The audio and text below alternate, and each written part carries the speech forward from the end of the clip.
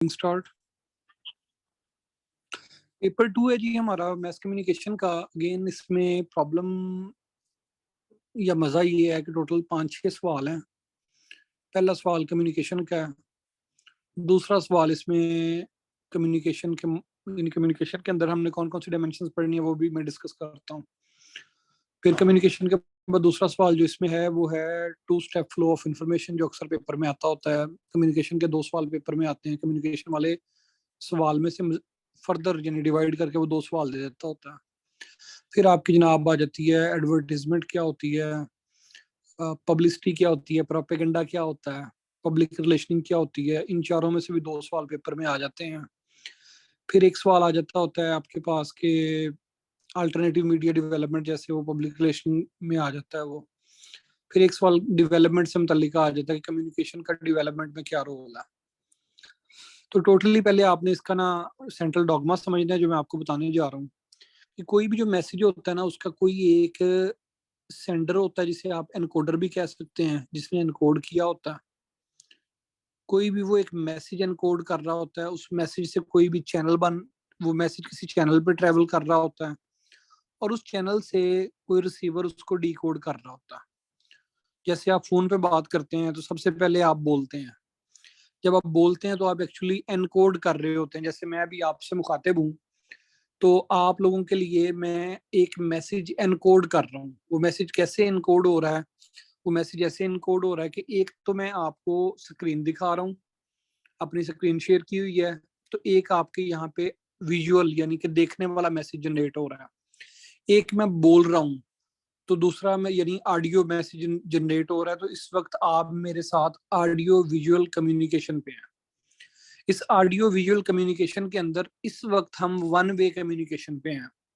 लेकिन मैंने आपको फीडबैक के 2 चैनल हो सकते हैं। एक ये कि मैं आप सबको अनम्यूट कर दूं तो जिसका दिल करे वो बोले, तो वो 2 वे कम्युनिकेशन हो जाएगी।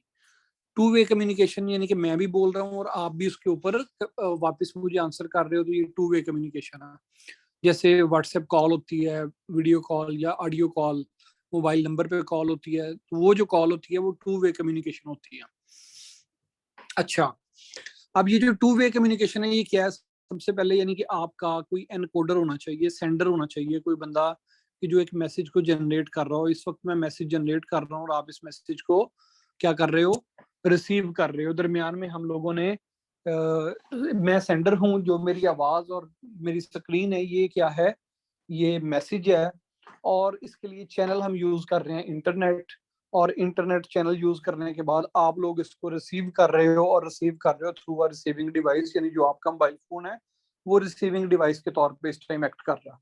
किसी बंदे को इस पूरे प्रोसेस में कोई मुश्किल है तो मुझे बताएं, क्योंकि पूरी कम्युनिकेशन आपकी इन 4 चीजों पे बेस करती है। ये 4 चीजें क्लियर हो तो आपकी क्या हो जाता है,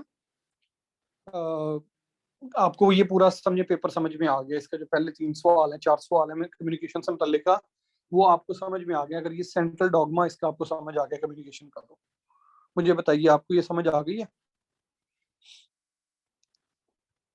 जल्दी मैसेज करके बताएं मुझे।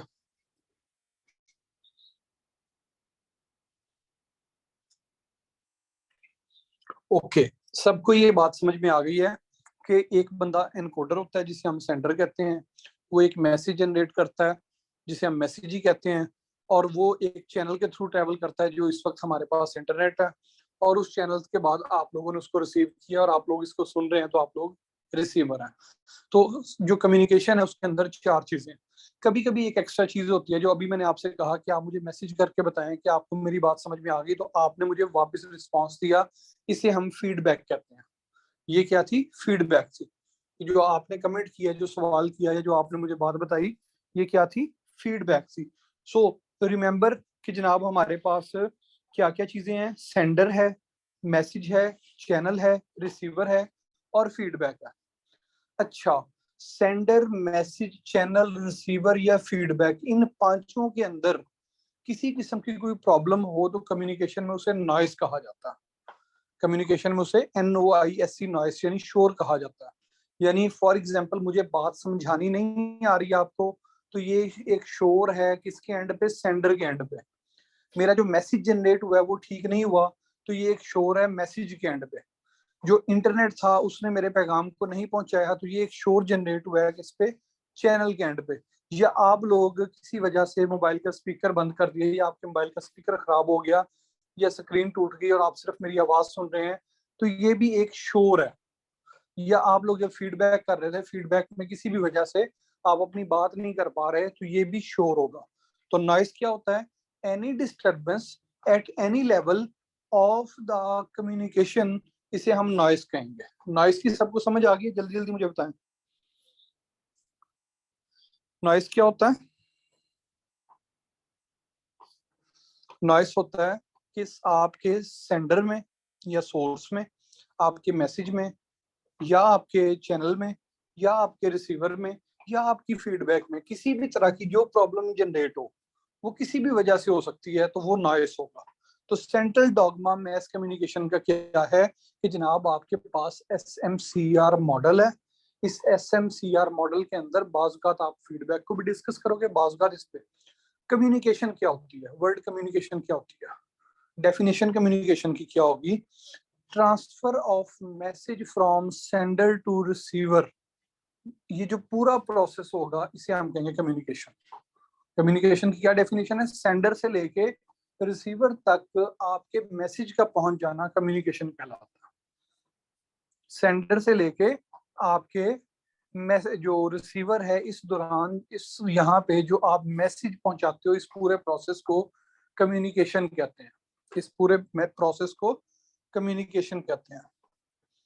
पूरे प्रोसेस को कम्युनिकेशन कहते हैं। कम्युनिकेशन दो तरह की होती है। एक होती है इंटर पर्सन कम्युनिकेशन, यानी बिटवीन टू पीपल, जैसे मैं और कोई दूसरा बंदा आपस में बात कर रहे हो, ये इंटर पर्सन कम्युनिकेशन होगी। एक होती है intra person communication. Intra person communication क्या होती है, इंट्रा पर्सन कम्युनिकेशन ये होती है कि आप अपने ब्रेन के अंदर एक चीज सोचते हैं, फिर आप अपने हाथ से कहते हैं, यानी मेरे सामने पानी का ग्लास पड़ा है, मेरे दिमाग ने कहा मुझे प्यास लगी है, तो मेरे ब्रेन ने सिग्नल दिया किसको, मेरे हाथ को, कि ये ग्लास उठाओ। मैंने उस ग्लास को उठा लिया। तो ये जो बच्चों प्रोसेस है, इसे हम कहते हैं कि this is intra personal communication, यानी विद इन बॉडी, एक ही बंदे के अंदर जो कम्युनिकेशन हो रही है, इसे हम कहते हैं इंट्रा पर्सनल कम्युनिकेशन। मेरे ब्रेन ने इस वक्त मुझे ऑर्डर दिया कि आप क्या करो, मोबाइल पकड़ो और मोबाइल पे आप मीटिंग स्टार्ट करो, जूम की, और क्लास पढ़ाना शुरू कर दो। मैंने अपने ब्रेन के इस ऑर्डर को फॉलो किया, तो मेरे ब्रेन से लेके मेरे इस ऑर्डर के फॉलो होने तक, यानी ये जो प्रोसेस था, ये इंट्रा पर्सन कम्युनिकेशन था, मेरे अंदर ही अंदर थी। इसे हम कहते हैं intra person, with in a person जो कम्युनिकेशन होती है। ये बायोलॉजिकल होती है, ये साइकोलॉजिकल होती है, ये बायोलॉजिकल है, यानी मेरे दिमाग के अंदर बायोलॉजिकल ऑर्गन है, उसने इसको बताया। ये जो दूसरी कम्युनिकेशन है, ये आपकी फिजिकल कम्युनिकेशन होती है, वर्चुअल कम्युनिकेशन होती है, तरह तरह की कम्युनिकेशन जो आप नाम देना चाहें। अब कम्युनिकेशन के ऊपर डिफरेंट तरह के मॉडल हैं। मॉडल क्या होता है, मॉडल इज जो है ना simplified version, model is a simplified version of a thing, of a process, कि हम जब किसी प्रोसेस को सिंप्लीफाई कर देते हैं तो वो उसका मॉडल बन जाता है, जिसके अंदर हम चीजों के मुख्तलिफ नाम रख लेते हैं, स्टेप्स के नाम रख लेते हैं, वो मॉडल बन जाता है। तो हमारे पास जो डिफरेंट मॉडल्स हैं, इनमें पहला मॉडल है linear communication model. Linear communication model क्या होता है, लीनियर कम्युनिकेशन मॉडल होता है कि आप, एक सेंडर है, एक मैसेज जनरेट कर रहा है और वो रिसीवर पे पहुंच गया, ये एक ही डायरेक्शन में मूव हुआ है, तो इसे हम कहेंगे लीनियर कम्युनिकेशन मॉडल। यानी मैंने डायरेक्ट एक बंदे को बात की, ये लीनियर कम्युनिकेशन मॉडल हो जाएगा। फिर है जी इंटरेक्शनल कम्युनिकेशन मॉडल। इंटरेक्शनल ये कि हम दो बंदे बैठ के आपस में डिबेट कर रहे हैं, इंटरेक्शन हो रहा है इसमें, तो ये हमारा इंटरेक्शनल जो है मॉडल ऑफ कम्युनिकेशन होगा। ये दो सिंपल थे। फिर जनाब एक बंदा आया जिसका नाम था बर्लो। बर्लो ने कहा कि जनाब आप इसको थोड़ा सा मजीद क्लियर करें, तो उसने दिया मॉडल जिसको हम कहते हैं SMCR मॉडल। SMCR मॉडल क्या है, source message channel receiver model. ये जो source message channel receiver model है, ये किसने दिया था हमें, बर्लो ने। इसका नाम याद कर लें, बर्लोज SMCR मॉडल ऑफ कम्युनिकेशन। इसमें मैं आपको ऑलरेडी बता चुका हूँ। देखो जरा, सोर्स क्या हो सकता है, सोर्स किसी भी मैसेज का सोर्स क्या हो सकता है, कम्युनिकेशन स्किल्स होते हैं, मेरे अंदर कम्युनिकेशन स्किल्स है, मैं आपसे बात कर रहा हूँ। अच्छा, बाज़ आप किसी को मैसेज दे रहे होते हो बगैर बोले, यानी एक बंदा आता है क्लास में और वो मुझसे कोई सवाल करता है और मैं आगे से खामोशी से उसकी तरफ देखता रहता हूँ गुस्से से, तो ये भी एक मैसेज है, ये भी मेरा सोर्स था बताने का। या आप मुझे एक मैसेज करते हो, मैं आपको व्हाट्सएप पे रिप्लाई नहीं करता, एटीट्यूड दिखा रहा हूँ। ये एटीट्यूड भी बेसिकली एक मैसेज है कि यार तुम्हारा जो क्वेश्चन है ये बड़ा स्टूपिड क्वेश्चन है। फिर नॉलेज हो सकता है कि जैसे मैं इस वक्त नॉलेज बता रहा हूँ आप लोगों को। सोशल सिस्टम हो सकता है, सोसाइटी कैसे वर्क करती है, ये भी आपका सोर्स हो सकता है। कल्चर हो सकता है, और जो आपके दिल में आए हर चीज हो सकती है सोर्स में। मैसेज में क्या होता है, मैसेज में कंटेंट होता है। जैसे मैं बोल रहा हूँ तो ये इस वक्त कंटेंट है, जो मैं बातें कर रहा हूँ ये कंटेंट है। इसके अंदर एलिमेंट्स हो सकते हैं, एलिमेंट भी इसका कंटेंट के दूसरा नेम है। ट्रीटमेंट हो सकती है, बाजू का एक बंदा होता है, दो बंदे होते हैं, वो आपस में कम्युनिकेट नहीं कर पा रहे लेकिन वो एक दूसरे का ख्याल करते हैं, तो ये भी एक मैसेज है। फिर स्ट्रक्चर हो सकता है इसका, कि कैसा स्ट्रक्चर है, यानी ये तहरीरी मैसेज है, ये बोल के मैसेज है, ये सुन के मैसेज, ये मतलब दिखा के मैसेज है, इशारा करके है, या कोई कोई भी इस तरह की चीज आपके स्ट्रक्चर में आ सकती है। कोई कोड हो सकता है, मसलन मैं आप लोगों से डिसाइड कर लूं कि जब मैं कहूंगा पोटैटो, तो पोटैटो का मतलब होगा बॉम्ब। मैं आपसे कहता हूँ कि मुझे एक पोटैटो ला के दो, तो पोटैटो का मतलब है जी बॉम्ब ला के दो।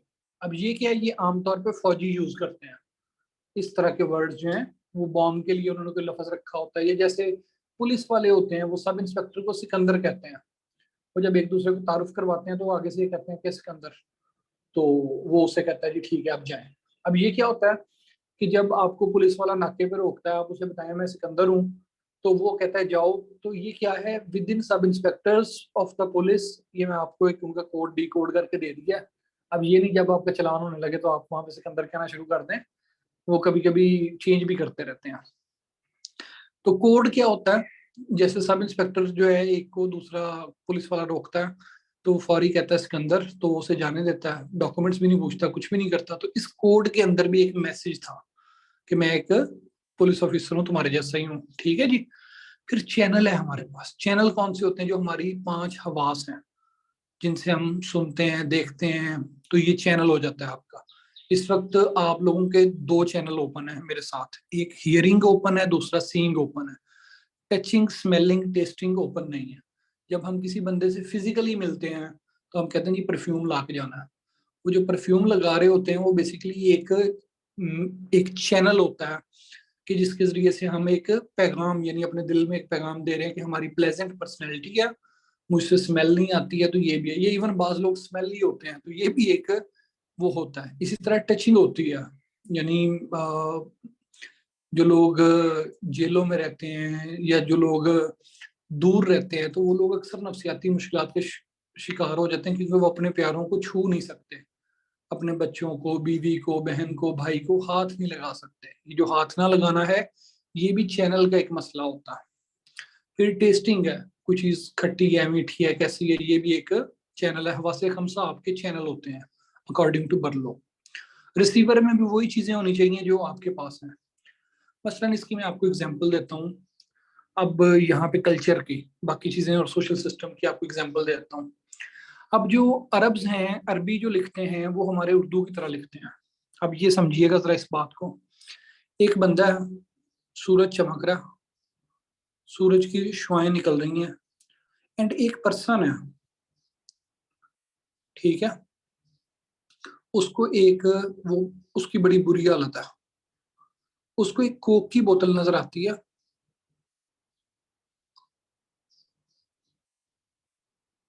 और वो कोक की बोतल पीता है, और कोक की बोतल पी के वो बंदा फ्रेश हो जाता है।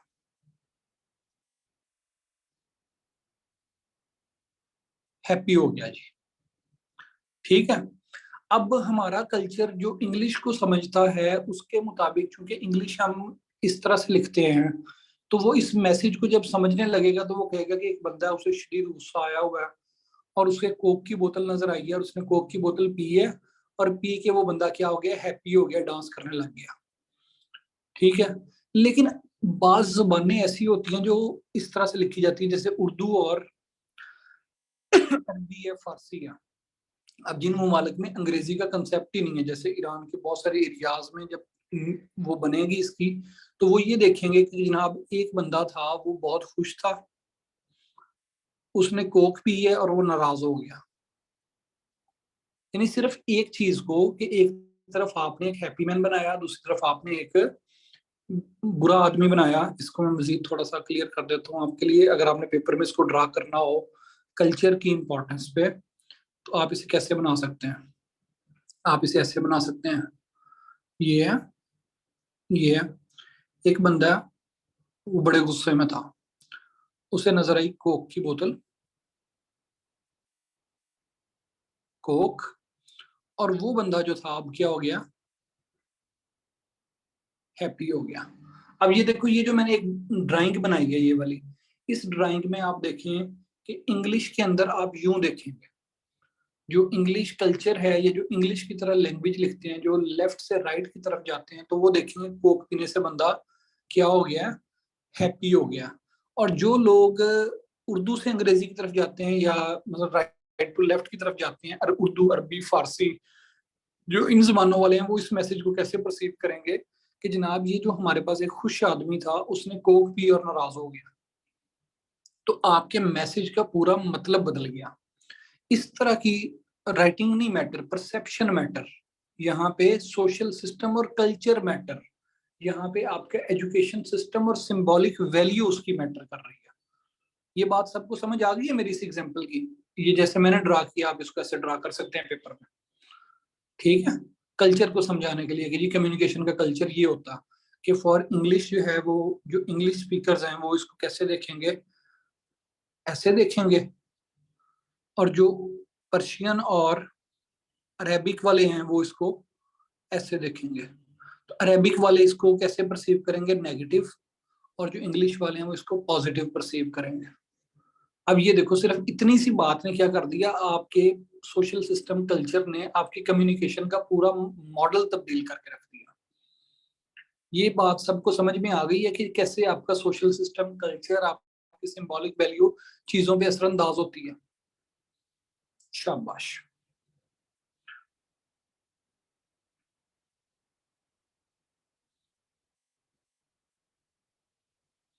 मजे का ना कम्युनिकेशन।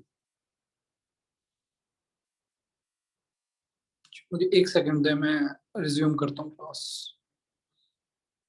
अच्छा, दूसरी चीज दूसरी चीज है नफ्सियात, आपकी जो साइकोलॉजी है वो कैसे इम्पेक्ट करती है। इसकी एग्जांपल आपने अक्सर देखी होगी कि एक गिलास है,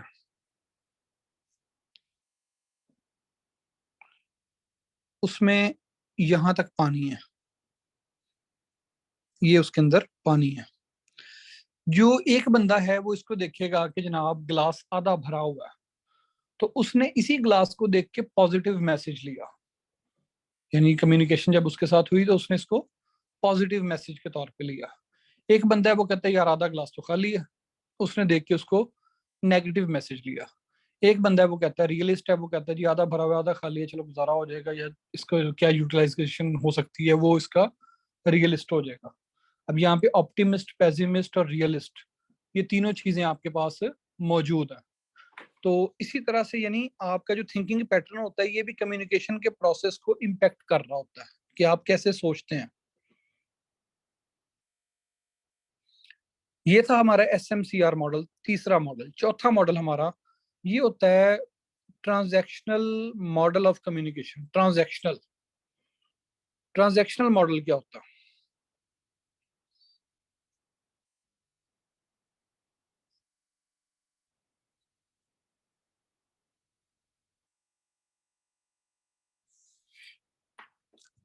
सबसे पहले आपके पास एनकोडिंग होती है, यानी एनकोडर होता है, फिर उसकी डीकोडिंग होती है। ये दोनों कम्युनिकेटर कर रहे होते हैं। दरमियान में आपके क्या होता है, मुख्तलिफ चीजें इस्तेमाल हो रही होती हैं, जिसमें आपका सोशल कंटेंट होता है, फिजिकल कॉन्टेक्स्ट होता है, सोशल कॉन्टेक्स्ट होता है, कल्चरल कॉन्टेक्स्ट होता है, रैशनल कॉन्टेक्स्ट होता है। तो इसकी वजह से को क्रिएशन ऑफ मीनिंग होती है। ये को क्रिएशन ऑफ मीनिंग क्या है? मसलन एक खातून है, उसने व्हाइट कलर का ड्रेस पहना है सर से लेके पाँव तक, तो इसका क्या मतलब है, मुझे बताएं जरा मैसेज करके। एक खातून है, उसने व्हाइट कलर का ड्रेस पहना है, इसका क्या मतलब है? मैसेज करके बताएं कि व्हाइट ड्रेस का क्या मतलब होता है।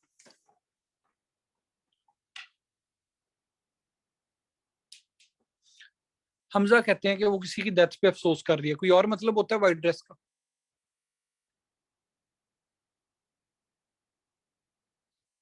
फरहान आबिद कहते हैं कि उसकी शादी हो रही है।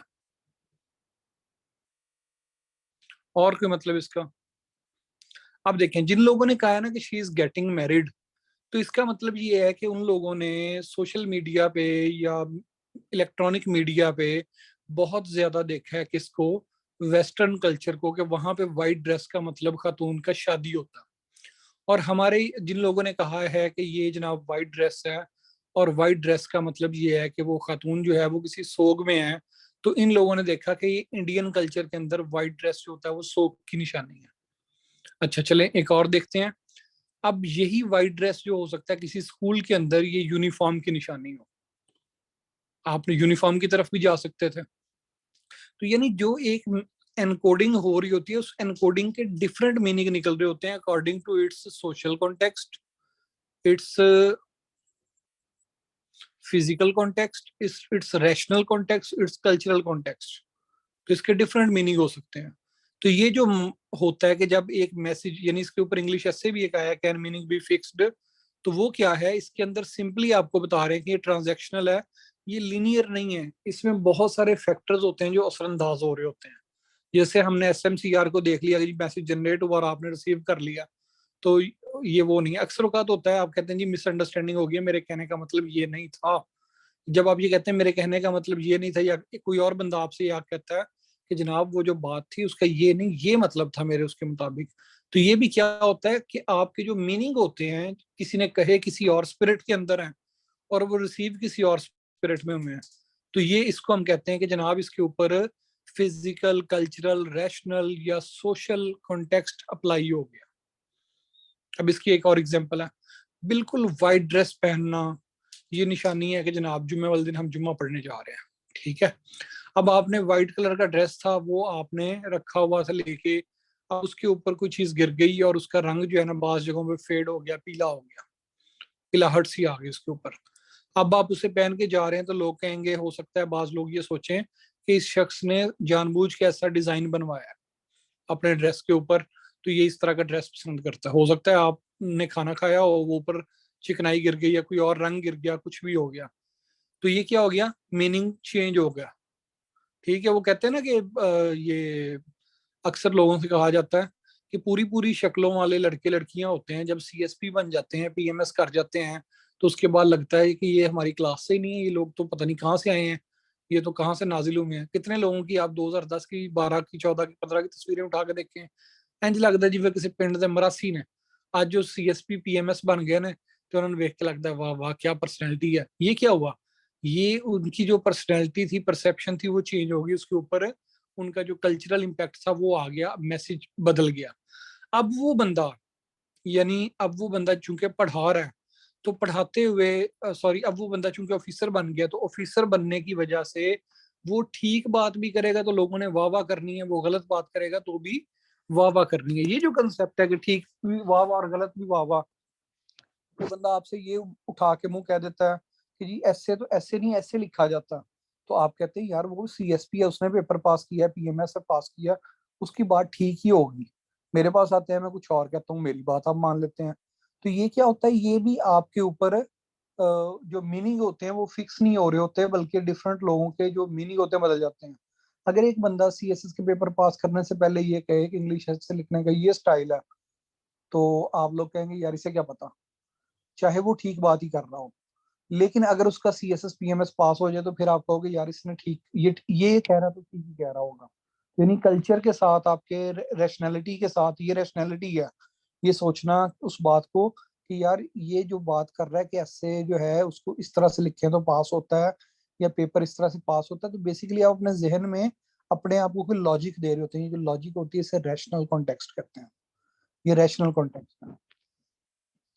फिर जनाब आपके पास इंटरेक्टिव मॉडल होता है। इंटरेक्टिव मॉडल जो होता है, इसके अंदर आपके पास जो एनकोडर होता है वो एट द सेम टाइम पे डिकोडर भी होता है और इंटरप्रेटर भी होता है। मसलन फॉर एग्जांपल, आप और मैं आपस में बात करना शुरू करते हैं, आप मेरे पास आए हैं, आप उर्दू बोल रहे हैं और मैं पंजाबी बोल रहे हैं, तो उसी उर्दू च कहते सर की, सर क्या हाल है आपके, आपने एक मैसेज एनकोड किया, वो जब मेरे पास पहुंचा, मैं चूंकि पंजाबी में सोचता हूँ तो मैं क्या पूछ लिया की हाल है, मैं जवाब दिया मैं ठीक ठाक फिट, तुसी सुनाओ की हाल है थोड़ा। अब मैंने जवाब दिया पंजाबी में, जो मैंने चीज एनकोड की जब आप तक पहुंचा तो आपने अपने जहन में, चूंकि आप उर्दू में सोचते हैं, तो आपने उसको डिकोड किया कि सर कह रहे हैं मैं बिल्कुल ठीक हूँ। ये क्या हुआ कि यहाँ पे जो मैंने मैसेज एनकोड किया, आपने एनकोड किया, वो मैसेज जब मेरे तक पहुंचा तो मैंने उसको पहले डिकोड किया, फिर उसको इंटरप्रेट किया, फिर उसका आंसर मैंने एनकोड किया। वो जो आंसर एनकोड किया, उस आंसर को फिर मैंने एक मैसेज में जनरेट किया और मैसेज से फिर आपकी तरफ भेजा। आपने उसको डिकोड किया, डिकोड करने के बाद इंटरप्रेट किया। तो ये इसको हम कहते हैं इंटरैक्टिव मॉडल, जिसके अंदर क्या होता है कि आपके जो तस्वीर उसकी ये बनेगी कि एनकोडर होता है, इंटरप्रेटर होता है, डिकोडर होता है। वो मैसेज जनरेट करता है और उस मैसेज को आप क्या कर रहे होते हो, फिर रिसीव कर रहे होते हो, उसकी तशरीह कर रहे होते हो, सोच रहे होते हो। ये इंटरव्यू के अंदर अक्सर मैं एक जुमला कहता होता हूँ स्टूडेंट्स को कि जब इंटरव्यूअर आपसे सवाल करे तो आपने ये नहीं सोचना कि वो क्या सवाल कर रहा है, आपने अपने जहन में फौरी तौर पे इंटरप्रेट करना कि ये सवाल क्यों कर रहा है। अगर आपको उस क्यों की समझ आ गई तो फिर आपका आंसर ठीक होगा।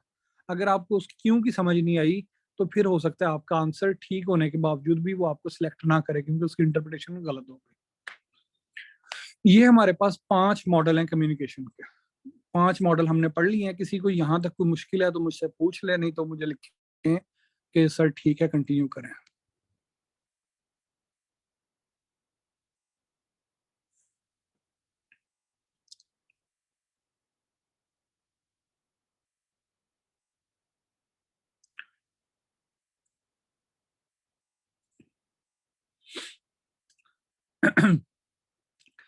नेक्स्ट है जनाब हमारा basic process of communication. Basic process of communication क्या होता है? एक सेंडर होता है, वो एक प्रोसेस करता है, एक काम करता है जिसे हम कहते हैं एनकोडिंग। वो जब एनकोडिंग कर लेता है तो फिर उससे वो एक मैसेज जनरेट करता है।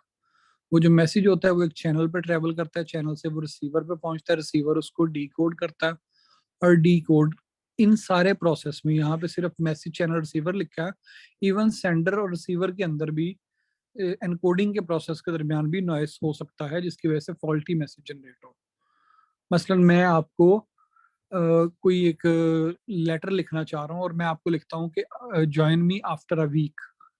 अब वीक के स्पेलिंग में WEE के लिखने की बजाय WEAK वीक लिख देता हूँ, तो इसका मतलब ये हो जाएगा कि एक कमजोर के बाद मुझे मिलो, एक कमजोर आदमी के बाद। जबकि मैं आपको एनकोड ये करना चाह रहा था, मेरे जहन में ये था कि मुझे एक हफ्ते के बाद मिलो।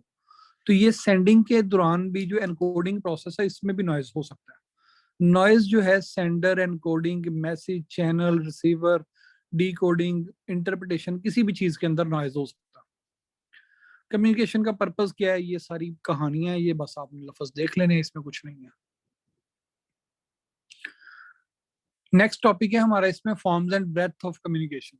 फॉर्म्स ऑफ कम्युनिकेशन क्या होती हैं? फॉर्म्स ऑफ कम्युनिकेशन होती हैं कि आप डिफरेंट तरह से इसकी कर रहे होते हो। जैसे इसमें हमारे पास राइटिंग रिटन कम्युनिकेशन आ जाती है, वो ये ओरल कम्युनिकेशन आ जाती है, फिर आपकी ऑडियो विजुअल कम्युनिकेशन आ जाती है, फिर आपकी इवन बाज़ एटीट्यूड आपका जो होता है वो कम्युनिकेशन का एक स्टाइल होता है। जियोग्राफिकल फॉर्म्स होती हैं कि जनाब इसके अंदर आपके functional forms, breadth, interpersonal, intrapersonal, group and team communication होती है कि आप पूरे ग्रुप के साथ बात कर रहे हो, जैसे इस वक्त मैं एक पूरे ग्रुप के साथ बात कर रहा हूँ। पब्लिक कम्युनिकेशन होती है, जैसे मैं फेसबुक पे एक पोस्ट लगाई वो पब्लिक है, या मैं बाहर रोड पे खड़ा होकर बात कर रहा हूँ लोगों के सामने, तो ये पब्लिक कम्युनिकेशन है।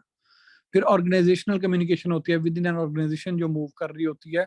मसलन हमारे एक्साइज डिपार्टमेंट है तो इसमें मैं लेटर लिखता हूँ अपने सबॉर्डिनेट्स को या अपने सुपीरियर्स को, तो उसमें वो क्या होगी, मेरी ऑर्गेनाइजेशनल कम्युनिकेशन होगी। इस तरह इंटरव्यूइंग कम्युनिकेशन होती है, इसके ऊपर मैंने 4 लेक्चर दिए, मैं इंटरव्यू कैसे तैयार किया जाता है, ब्ला ब्ला ब्ला। और इसमें जो सबसे इंपॉर्टेंट है दैट इज मैस कम्युनिकेशन, जो हमारे सब्जेक्ट का नाम है। मैस कम्युनिकेशन ये होता है कि कैसे आप एक मैसेज को मैसेज तक यानी आवाम तक पहुंचाते हो, और उसके अंदर डिफरेंट टेक्नोलॉजीज हैं कम्युनिकेशन के लिए। फिर इंटरकल्चरल कम्युनिकेशन होती है। इंटरकल्चरल कम्युनिकेशन क्या होती है? इसके लिए एक वर्ड यूज होता है कल्चरल लैब्स।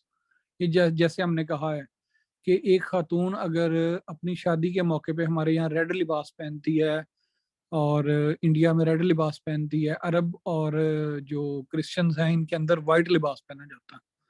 अब जो अरब्स हैं, यूरोपियंस हैं, अमेरिकन्स हैं, और नीचे आपके लैटिन अमेरिकन्स हैं, ऑस्ट्रेलियंस हैं, ये सारे वाइट लिबास का मतलब है खातून के कि ये खुशी का दिन है, ये कैसा है आपका, खुशी का दिन है, जबकि हमारे यहाँ पे वाइट लिबास का मतलब है शोक का दिन है। ठीक है, हिंदू जो कल्चर है हमारा इसके मुताबिक। अब ये क्या हुआ, यहाँ पे कल्चरल लैप्स आ गया, तो इंटर कल्चरल कम्युनिकेशन को जानने के लिए जरूरी है कि आप एक से दूसरे को देख रहे हो, एक कल्चर से दूसरे कल्चर को लेंस से ना देखें, बल्कि दो कल्चर जो हैं इनको आप इनके डिस्टिंक्टिव वैल्यूज की बुनियाद पे देखें। इस तरह एथिक्स एंड कम्युनिकेशन है, कम्युनिकेशन के दरमियान कौन कौन से एथिक्स होने चाहिए।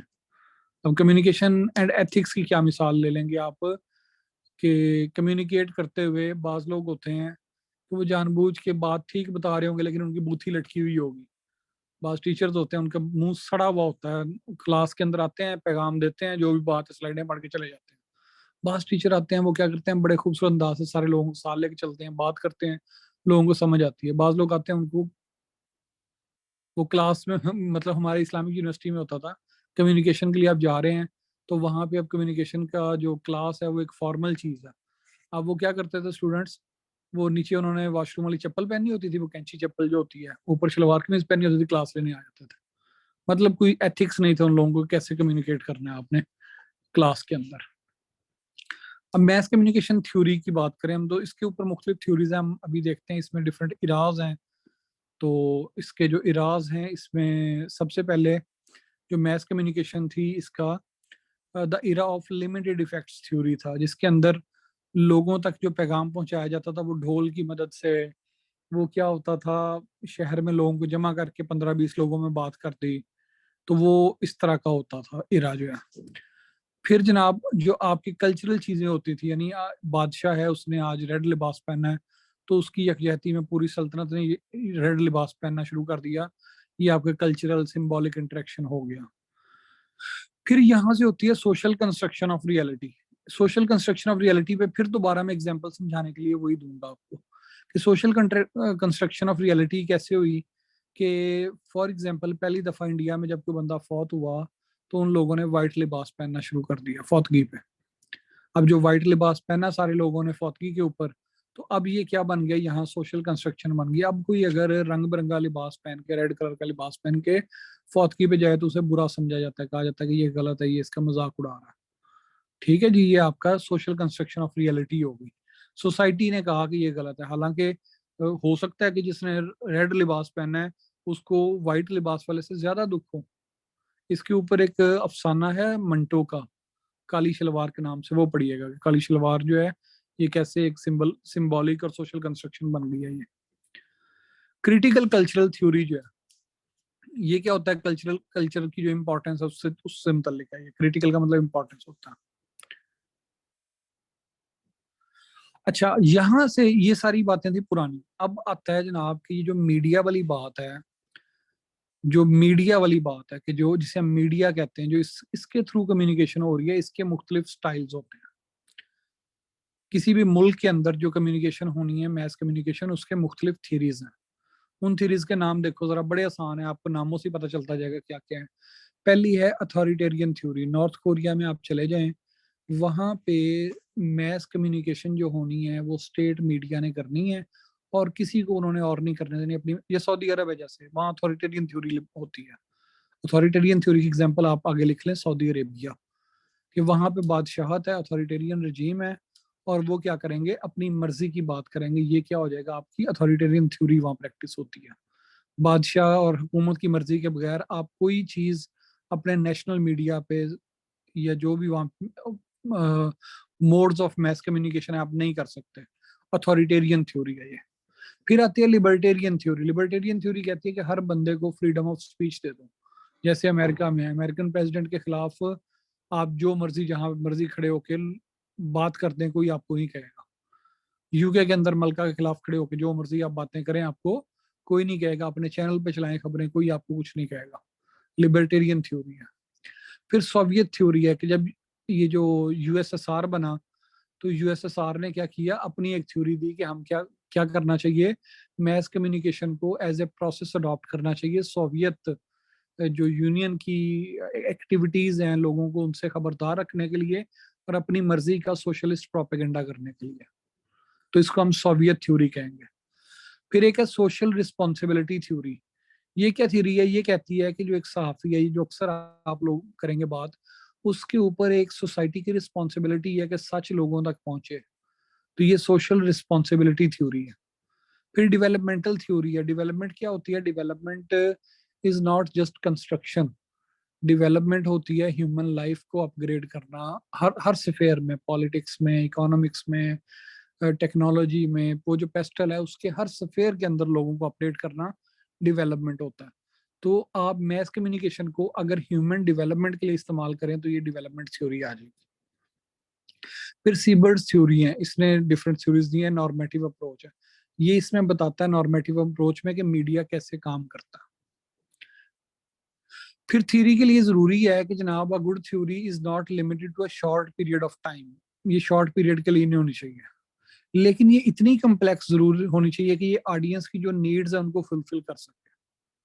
इसके अंदर आपने कम्युनिकेशन पर्सपेक्टिव देखें कि जो कम्युनिकेशन पर्सपेक्टिव है वो क्या है, किस तरह से है, वो गवर्नमेंट क्या चाहती है। वो चाहती है अवाम को दबा के रखे, वो चाहती है अवाम आज़ाद हो, वो चाहती है प्रोपेगेंडा का शिकार हो, वो चाहते हैं कि सहाफत आज़ाद हो। और इस तरह से थीरी जो होती है वो डिफरेंट तरीकों से चीज़ों को कर रही होती है। यहाँ तक किसी को मसला है, समझ नहीं आई तो मुझसे पूछ लें।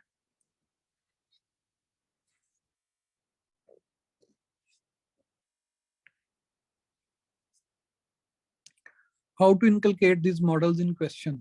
वो पूछेगा आपसे कि जनाब मॉडल्स ऑफ कम्युनिकेशन कौन से हैं, तो फिर आपने सारे मॉडल्स लिखने हैं। अगर वो स्पेसिफाई कर दे आपको और भी एक दो मॉडल्स की टाइप्स हैं, इसमें आपको वर्ल्ड टाइम्स की बुक में मिल जाएगा या मैथकॉम की उसमें मिल जाएगा, तो फिर आपने उसी मॉडल तक रहना है।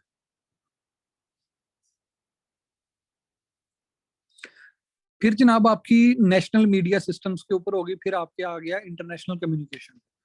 इंटरनेशनल कम्युनिकेशन क्या है? इंटरनेशनल कम्युनिकेशन ये है कि अगर मैं पाकिस्तान में खड़ा होकर ये कहूँ कि इमरान खान की हुकूमत को, गवर्नमेंट को अमेरिका ने गिराया, ठीक है, तो इस बात को शायद कोई भी ना माने।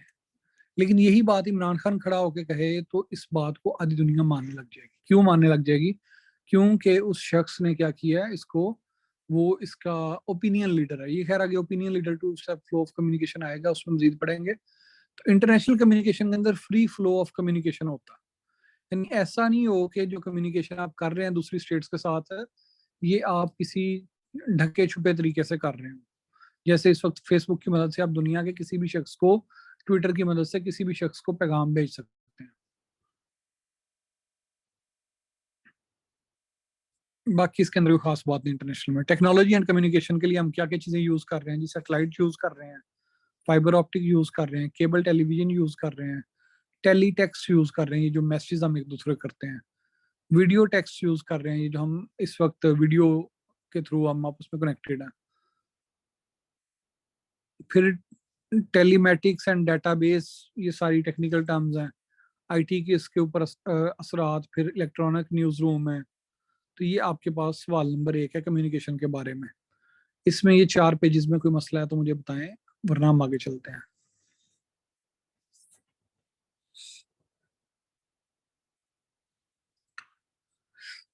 क्वेश्चन नंबर 2 है हमारा बैरियर्स टू कम्युनिकेशन। बैरियर्स क्या होता है? बैरियर्स मैंने आपको बताया था, नॉइस को कहते हैं कि हमारी जो कम्युनिकेशन है वो किस वजह से रुक सकती है। मसलन ये है कि मैं आप तक पैगाम पहुंचाना चाहता हूँ, ठीक है, लेकिन मेरे पास जो फिनोमिनन हो रहा है उसको डिस्क्राइब करने के लिए लफ्ज ही नहीं है।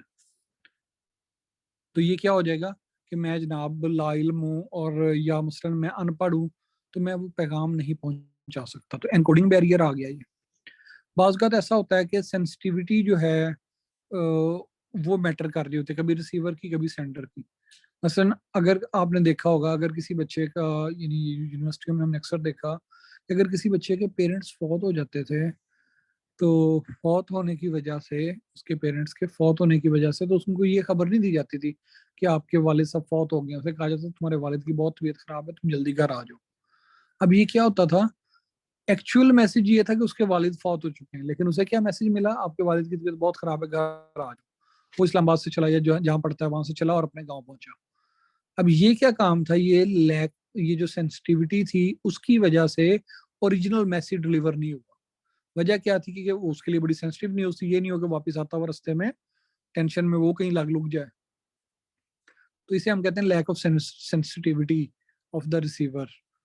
इस तरह बेसिक कम्युनिकेशन की जो चीजें हैं वही आपको नहीं आती, आपको बात को बना के करना नहीं आता। अक्सर इंटरव्यू में ये सबसे बड़ा मसला होता है, insufficient knowledge of the subject. जब मैं आपको मैथ्स कॉम पढ़ा रहा हूँ तो मैंने आपको ये कहा कि ये मैं आपको 1 घंटे में 1.5 घंटे में खत्म करवा दूंगा, बिकॉज आई नो मेरी इस पे ग्रिप है कि जो इसका सिलेबस है। लेकिन जब मैं आपको पॉलिटिकल साइंस डिस्कस कर रहा था तो मैंने आपको कहा जी पॉलिटिकल साइंस को as a field of knowledge हम मैं पढ़ाऊंगा नहीं, हम डिस्कस करेंगे। क्यों? Because I knew that I have lack of या insufficient knowledge of the subject. तो यहाँ पे हम आपस में मिलकर कोशिश कर सकते थे कि हम इसको देख लें। फिर इस तरह एक होता है इंफॉर्मेशन ओवरलोड एनकोडिंग के बैरियर में। अब एक बंदा है, उसे ये कहा जाता है कि ऐसा करो कि मुझे चेक करके बताओ कि पाकिस्तान की जीडीपी क्या है। अब वो गूगल पे जाता है, लिखता है पाकिस्तान की जीडीपी क्या है।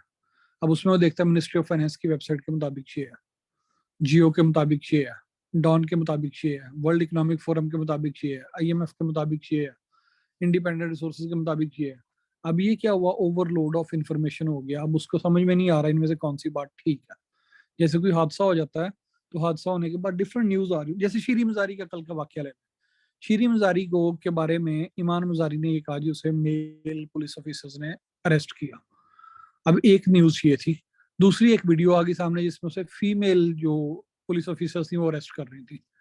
अब यहाँ पे इंफॉर्मेशन ओवरलोड क्या होगा कि जो शीरी मजारी के हिमायती होंगे वो उसके लिए सिंपथी गेन करने के लिए वो कहेंगे कि जी मर्दों ने किया तो हम इसको क्या करते हैं, कंडेम करते हैं। और जो उसके मुखालिफ होंगे वो कहेंगे नहीं जी औरतों ने किया, कोई गलती की होगी तो उसने किया है, उसने लॉ को कहीं पे अबाइड बाय नहीं किया तो वो अरेस्ट हुई है, इसमें कौन सी बुरी बात है।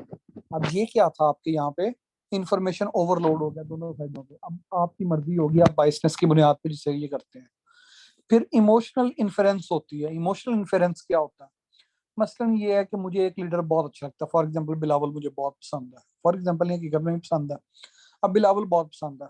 अब बिलावल गया है और वो खड़ा हो गया कहाँ पे, अमेरिकन झंडे के सामने। और जो American secretary of the state थे फॉर फॉरेन अफेयर्स यानी जो उनके वजीर खारजा थे वो खड़े हो गए पाकिस्तानी झंडे के सामने। लोगों ने इस पे मजाक उड़ाना शुरू कर दिया। But when it came to me I said के नहीं जनाब कोई मसला नहीं, ये एक छोटी मोटी ह्यूमन मिस्टेक। लेकिन ये अगर इमरान खान ने किया होता I would be making fun of him कि यार इन्होंने देखो पाकिस्तान झंडा नहीं पता। ये होती है आपकी emotional influence. And vice versa, जो इमरान खान के सपोर्टर होंगे वो उसकी गालियों को भी जस्टिफाई करेंगे, और जो उसकी ठीक बातें होंगी उनको तो वो करेंगे करेंगे, और जो इमरान खान के मुखालिफ होंगे वो उसकी ठीक बातों को भी कहेंगे कि ये गलत है। ये होती है आपकी इमोशनल इन्फ्लुएंस।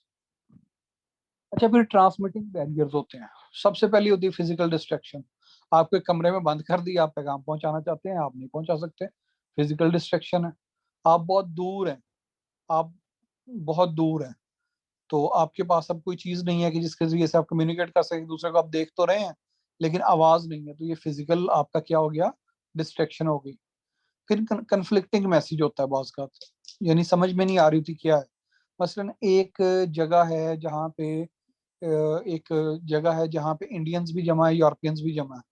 अब वहां पे एक खातून व्हाइट लिबास पहन के स्टेज पे आ गई है, तो आधे लोग समझेंगे कि ये सोग में है और आधे लोग समझेंगे ये खुशी में है। ये कन्फ्लिक्टिंग मैसेज है। फिर चैनल बैरियर्स होते हैं। मसलन हम लोग इंटरनेट यूज करना चाह रहे हैं, इंटरनेट ठीक है, चैनल बैरियर है। हम टेलीफोन करना चाह रहे थे, मोबाइल के जो सिग्नल्स हैं वो नहीं आ रहे, चैनल बैरियर है। फिर लॉन्ग कम्युनिकेशन चेन होती है बात पर। ये अक्सर आप लोगों ने देखा होगा, ये जो आपके मोटिवेशनल स्पीकर होते हैं ये क्या करते हैं, जितने भी लोग जिनकी ये ट्रेनिंग करवा रहे होते हैं, although I hate motivational speakers, but जब ये ट्रेनिंग करवा रहे होते हैं तो इनके वो एग्जांपल होती है। या क्लास में भी आपने देखा होगा कि एक लाइन में खड़ा कर दें सारे लोगों को, और लाइन में खड़े होकर पहले बंदे के कान में कोई बात कहें और उसे कहें कि तूने अगले बंदे को बतानी है, वो उससे अगले को बताएगा, और एंड पे पहुंचते पहुंचते पहुंचते बात कोई और निकलती है। यानी जो पहले बंदे को बात बताई थी वो कोई और थी, जो दूसरे को पता चली वो और थी, तीसरा और थी। तो ये जो लॉन्ग कम्युनिकेशन चेन होती है ये भी ट्रांसमिशन बैरियर होता है। फिर डी कोडिंग बैरियर होता है। मैं क्लास पढ़ा रहा हूँ, आपका इंटरेस्ट ही नहीं है। जब आपका इंटरेस्ट नहीं है तो ये डी कोडिंग बैरियर है, आप सुनना ही नहीं चाह रहे उसको। या बाज़ का तो मैंने एक लफ्ज यूज किया, मैंने कहा जी cacophony of the child made me sad.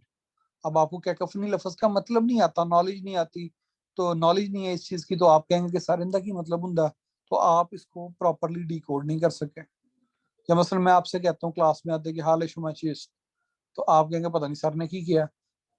लेकिन अगर मैं कहता हूँ कि आप लोगों का क्या हाल है, तो आपको इसकी समझ आ जाएगी। तो ये क्या होता है, लैक ऑफ नॉलेज। नॉलेज नहीं था आपको पर्शियन का, तो मैंने पर्शियन में पूछा क्या हाल है, तो आपको समझ में नहीं आई। फिर जनाब लैक ऑफ कम्युनिकेशन स्किल्स, ये अक्सर लोगों के साथ मसला होता है जो आप इंटरव्यू में खराब करके आते हैं, जो आपके रिटर्न में भी खराब होता है। आपके पास नॉलेज बहुत होता है लेकिन आपको पेपर पे या अपने उसमें गुफ्तगू में वो बयान करना नहीं आ रहा होता। फिर इमोशनल डिस्ट्रैक्शंस होती हैं कि जो सुनने वाला बंदा है, इसमें लैक ऑफ कम्युनिकेशन स्किल्स में ये भी है, आप ऊंची ऊंची चिल्ला के एक बंदे को पैगाम दे रहे हैं और वो है ही बहरा, कम्युनिकेशन स्किल ही नहीं है उसके अंदर कि वो सुन सके।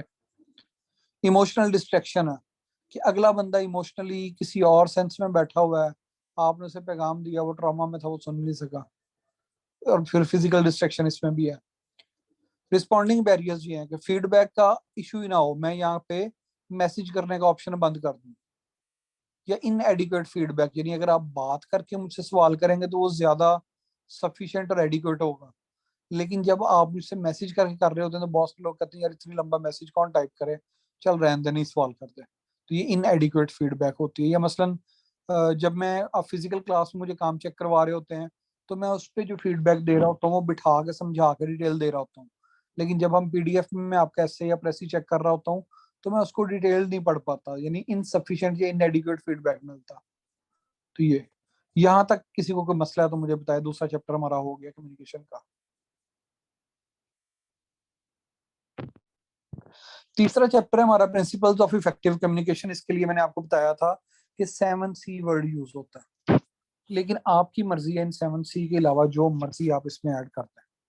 जैसे इसने ऐड किया clarity, brevity, simplicity, timeliness, compass, integrity, strategic use of informal organization, feedback, alternativeness, language control. और मैंने आपको बताया था जब ये सवाल पेपर में आया, उसने कहा जी principles of writing communication, written communication कौन से हैं, तो मैंने लिखा ये 7Cs के अलावा ये भी सारे लिखे, और कोई 32-33 हेडिंग्स बना दी जो उस टाइम जेन में आ रही थी। So this is how you क्या करते हो, अपने पेपर में ज्यादा ज्यादा इसकी हेडिंग्स बनाते हो। फिर इसके अलावा और भी बातें जैसे लिसन टू कंप्लीट मैसेज है, वर्क ऑन लिसनिंग स्किल्स। ये अक्सर होता है आइल्स के अंदर, लोगों के लिसनिंग में नंबर कम आते हैं। जज the content not the form of the message, ये मैं अक्सर कहता होता हूँ। जो लोग बिलावल का मजाक उड़ाते हैं, मैं कहते हैं यार उसकी बात सुनो, उसका लहजे का मजाक ना उड़ाओ। जज the content not the form of message. Way emotionally charge language, ये क्या होता है कि बाज का एक बंदा इमोशनल बात कर रहा होता है और आप भी उसको सुन के इमोशनल हो जाते हो। नहीं, चेक करो कि ये इमोशनल होकर बात कर रहा है या कहीं ये आपको इमोशनल तो नहीं कर रहा। बाज लोग होते हैं वो आपके पास आते हैं, कहते हैं शाह साहब नो, जो है ना, विद ड्यू रिस्पेक्ट, फला फला फला काम, इस तरह से। मैं कहता हूँ भाई तेरे इमोशंस हैं, मैं इस पे अपनी अकल के मुताबिक फैसला करूंगा। तो आपने चेक करना होता है कि कोई वो इमोशनल तो नहीं करना चाह रहा आपको। फिर डिस्ट्रैक्शन जो होती है उनको खत्म कर दें। जैसे प्रेसी आप बनाते हैं, एक बड़ा पैराग्राफ होता है, उसका छोटी बात छोटे पैराग्राफ में सारी बातें कर सकते हैं इफेक्टिवली एंड क्रिटिकली। जब आप लिखना है तो उसको इफेक्टिवली क्रिटिकली सोचते हैं। आपके पास उसका एविडेंस है या आप उसको एज्यूम कर रहे हो, उसका इफेक्ट क्या होगा, आप उसमें से किस पैटर्न पे, किस स्ट्रक्चर पे सोच रहे हो, और ब्ला ब्ला, ये सारी बातें आपको आती हैं। प्रिंसिपल्स ऑफ इफेक्टिव कम्युनिकेशन में से कोई सवाल है तो कर लें, हम चौथे सवाल पे जा रहे हैं।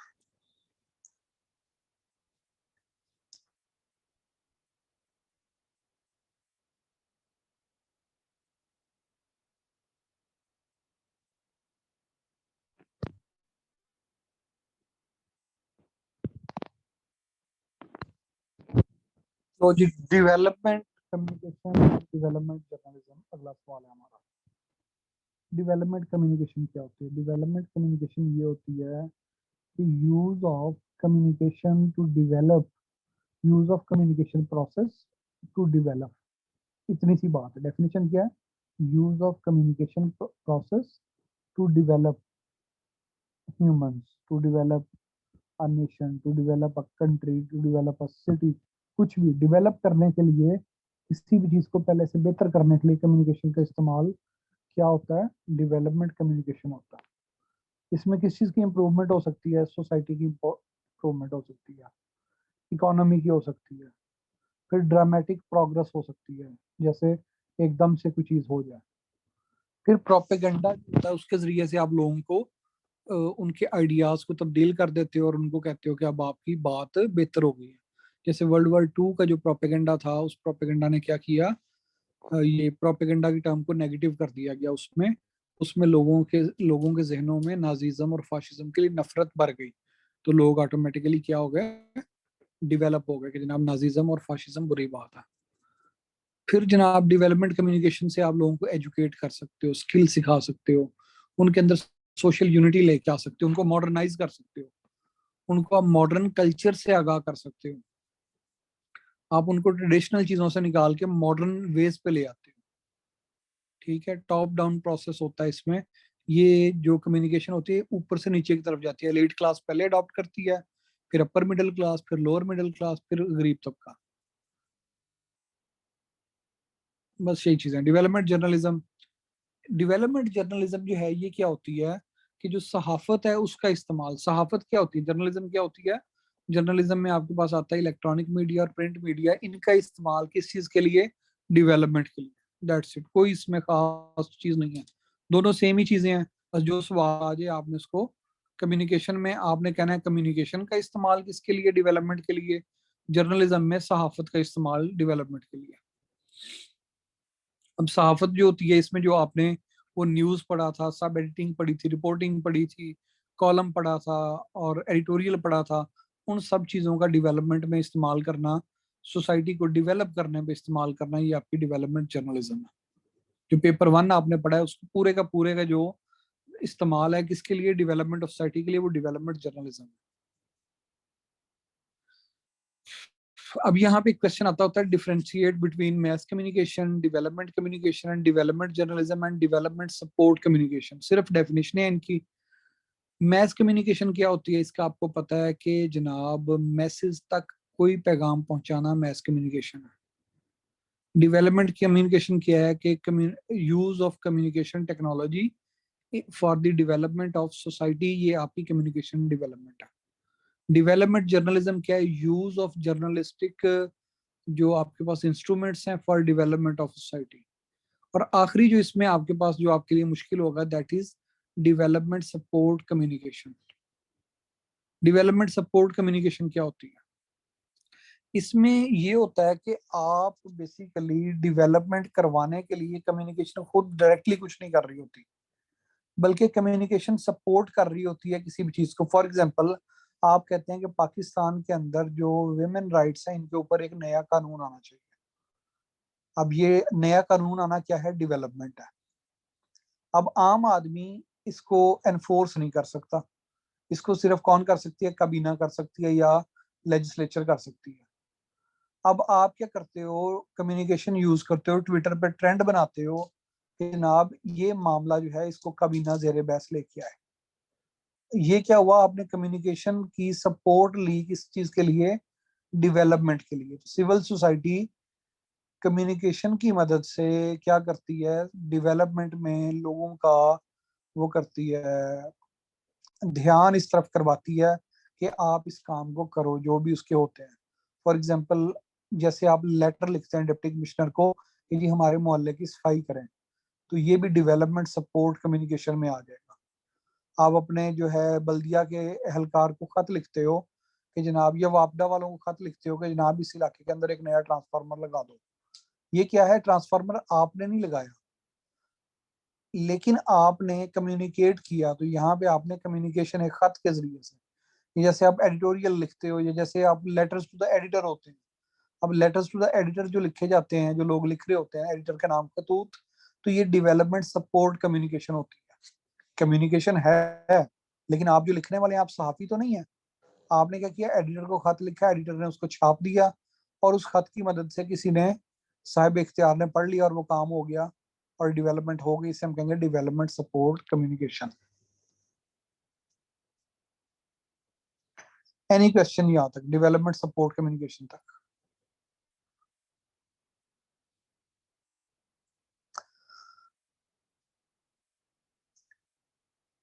Yes, to support any cause through communication, simply development support communication ये होगा। नेक्स्ट है जी हमारा two step flow of communication. Two step flow of communication क्या होता है? Two step flow of communication ये होता है, रोयते हिलाल की एग्जांपल ले रहे हैं। रोयते हिलाल ये हुई कि मैं एक पहाड़ के ऊपर खड़ा था, या मैं समंदर के किनारे खड़ा था, और मैंने अपनी आंखों से चांद को देखा। मेरे लिए चांद देख लिया, अगले दिन ईद हो गई। अब मैंने जब चांद को देखा, ईद हो गई, तो क्या मेरा ये देखना मैं कितने लोगों को बता सकता हूँ? तो आप कहेंगे सर आप 10 12 15 20 50 100 200 फेसबुक के थ्रू 1000 लोगों को बता लेंगे। लेकिन अगर वही चांद मैं देखता हूँ और मैं कॉल करता हूँ रोहित हिलाल कमेटी के चेयरमैन को, उसे फोन करता हूँ और फोन करके बताता हूँ कि मैंने फलां जगह पे चांद देखा है, तो वो क्या करेगा, जब वो उसको अनाउंस करेगा तो उसकी जो अनाउंसमेंट होगी उसके जरिए से पूरा पाकिस्तान ईद मनाएगा। या दूसरी एग्जाम्पल है, मसलन मैं ये कहता हूँ कि पाकिस्तान लाहौर के अंदर इस वक्त लोगों के पेट जो हैं वो गैस्ट्रो की बीमारी से खराब हो रहे हैं। मैं कैसे इसको कहता हूँ? मैं कहता हूँ जी मैं आज सर्विस अस्पताल गया था, वहां मेरा एक दोस्त डॉक्टर है, उस डॉक्टर के पास में बैठा हुआ, तो उसके पास जो 50 पेशेंट आए, उनमें से 35 ऐसे थे जो गैस्ट्रो के पेशेंट थे। अब ये बात मैंने सुन ली। अब ये बात सुनने के बाद जब मैं कहता हूँ कि जनाब अब इसको सारे लोगों को पता चलना चाहिए, अब मैं खुद ये बात करूं तो शायद इतनी इंपॉर्टेंट ना हो, लेकिन जब ये बात वो बंदा करेगा कि जो जिसको आप समझते हो, मसलन फॉर एग्जांपल यही बात वजीर हेल्थ करता या वजीर इतलात करता या वजीर आला करता, वो कहता है जी लाहौर जो है इसके अंदर गैस्ट्रो की वबा फैल गई है, तो उसकी जो बताई हुई बात होगी वो लोगों के लिए ज्यादा पावरफुल होगी, ज्यादा मीनिंगफुल होगी, ज्यादा ट्रस्ट वर्दी होगी। तो ये two step flow of communication ये होता है कि हम किसी या इसी तरह से मैं आपको आज ये कहता हूँ कि जो बैंकारी है ये हराम नहीं है, या मसलन पॉपुलेशन के ऊपर आपने अक्सर देखा होगा कि जो मौलवी होते हैं तो उनकी तस्वीरें लगा के नीचे लिखा होता है कि इस्लाम के अंदर ज्यादा बच्चे पैदा करने की फजीलत बयान नहीं हुई, बल्कि क्या है कम बच्चे पालें जिनकी आप अच्छे परवरिश कर सकें, क्योंकि हमारे यहाँ लोकल कंसेप्ट है कि रिलीजन ये कहता है ज्यादा बच्चे पालो, ज्यादा बच्चे पैदा करो। अब मैं इसको कहूंगा कि बच्चे कम पैदा होने चाहिए तो शायद लोग इसको इतना ना सुने और ना जाने, लेकिन अगर यही बात है कि मौलवी करेगा तो वो चूंकि उस चीज का नुमाइंदा है, वो ओपिनियन लीडर है, तो ओपिनियन लीडर जो होगा वो क्या होगा, उसकी बात लोग ज्यादा मानेंगे। तो two step flow of communication की क्या होता है कि सबसे पहले जो ओपिनियन लीडर होता है वो न्यूज लेता है किसी भी जगह से, वो फ्रेंड से ले सकता है, फैमिली से ले सकता है, कोवर्कर से ले सकता है, या किसी और तरीके से, बाद में वो उसको फ्लोट करता है और वो लोगों तक जाती है, तो लोग कहते हैं हाँ नहीं वाकई ये बात बंदा कर रहा है तो ये बात ठीक ही होगी। इसे हम कहते हैं आपका two step flow of communication, जिसमें पहले एक आम जो सोर्स है वो न्यूज देता है ओपिनियन लीडर को, देन ओपिनियन लीडर उसको मैस लेवल पे फैला देता है, मैस कम्युनिकेशन कर देता है उसकी। तो ये आपका two step flow of communication है, two step flow of communication है।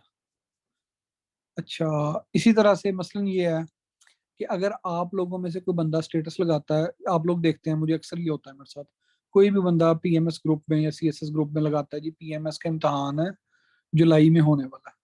अब जब आप कहते हैं जी पीएमएस का इम्तहान जुलाई में होने वाला है, फौरी तौर पर मुझे 10 12 15 लोगों के स्क्रीनशॉट आना शुरू हो जाते हैं कि सर ये हमने सोशल फेसबुक पे खबर पड़ी है, क्या ये ठीक है? लेकिन अगर यही एक स्टेटस मैं लगाता हूँ तो लोग उसको रेफरेंस के तौर पर काउंट करना शुरू कर देते हैं कि सर तजम्मल ने कहा जी पीएमएस का पेपर जो है 27 जून के बाद किसी भी डेट को हो सकता है। अब क्या है कि मैं इस मामले में ओपिनियन लीडर हूँ, क्योंकि मेरी एक फैन फॉलोइंग है, लोग जानते हैं कि ये बंदा जो खबर देता है पेपरों के हवाले से, कमीशन के हवाले से, तो वो ठीक होती है। अब मेरे जो स्टूडेंट्स पीपीएससी में जॉब करते हैं, इवन वो भी मुझे वो आके सोशल मीडिया पे अपलोड करें तो शायद उसकी इतनी वैल्यू ना हो जितनी मेरी करने की वैल्यू होगी, क्योंकि लोग रिकॉग्नाइज करते हैं मुझे as an opinion leader when it comes to competitive exams. या तो ये क्या होता है कि two step flow of communication है कि मैं मुझे कोई बताएगा, पुलिस डिपार्टमेंट का एक दोस्त है वो मुझे बताएगा कि जी हमने सब इंस्पेक्टर की रिक्वेजिशन भेज दी है बीपीएससी को, अब मैं वो जाके सोशल मीडिया पे लगाऊंगा और वो हर जगह पे वायरल हो जाएगी। और ये होता है अक्सर औकात। एक दफा मैंने एक इंफॉर्मेशन इसी तरह से ना चेक करने के लिए लगाई कि ये कितनी वायरल होती है, काफी अर्सा पहले की बात है, और वो वायरल हो गई और लोग मुझे कह रहे थे कि नहीं नहीं आपको नहीं पता, ये इस तरह से बात नहीं, इस तरह से है। तो ये होता है आपका ओपिनियन लीडर की बात के बाद वो ओपिनियन लीडर खुद अपनी बात से पीछे हट रहा होता है, लेकिन लोग कहते हैं नहीं नहीं नहीं, नहीं आपने ये बात की थी और ये बात ठीक है। तो ओपिनियन लीडर के अंदर कौन कौन सी खसूसियात होनी चाहिए? क्रेडिबिलिटी होनी चाहिए, यानी जो बात करे वो उस पे लोगों को यकीन हो। बाकी ये सारी कहानी है, आपने पढ़ लेनी है। क्वेश्चन नंबर 6 तक कोई सवाल, ये पेपर में आना है सवाल ये वाला, two step flow of communication and opinion leaders. कभी वो पूछ लेता है कि ओपिनियन लीडर जो है वो कैसा होना चाहिए, कभी वो पूछ लेता है two step flow of communication क्या है, उसके अंदर आपने ये बनानी होते हैं, अपने फ्लो चार्ट्स डायग्राम बनानी होती हैं। अगला सवाल है हमारा public relation, definition and scope, tools of Public relations, public relation in Pakistan, difference between public relation, propaganda, advertising and publicity। Public relation क्या होता है? किसी भी फॉर्मल ऑर्गेनाइजेशन का अवाम के साथ जो ताल्लुक होता है, जो रिलेशन होता है, उसे हम पब्लिक रिलेशन कहते हैं। ये सरकारी भी हो सकती है ऑर्गेनाइजेशन और ये गैर सरकारी भी हो सकती है। तो ये एक सब्जेक्ट भी है पब्लिक रिलेशंस, सब्जेक्ट यानी एकेडमिक्स का एक फील्ड भी है जो कि मैस कम्युनिकेशन के अंदर ही आता है। कि कैसे आप लोगों को क्या कर सकते हो, मोटिवेट कर सकते हो, कैसे कि वो आपके ऑर्गेनाइजेशन के बारे में अपने व्यूज जो हैं वो रखें। पब्लिक रिलेशन डिपार्टमेंट का काम होता है लोगों के दिल में सॉफ्ट इमेज क्रिएट करना किसी भी चीज के लिए, जो पब्लिक रिलेशन डिपार्टमेंट है।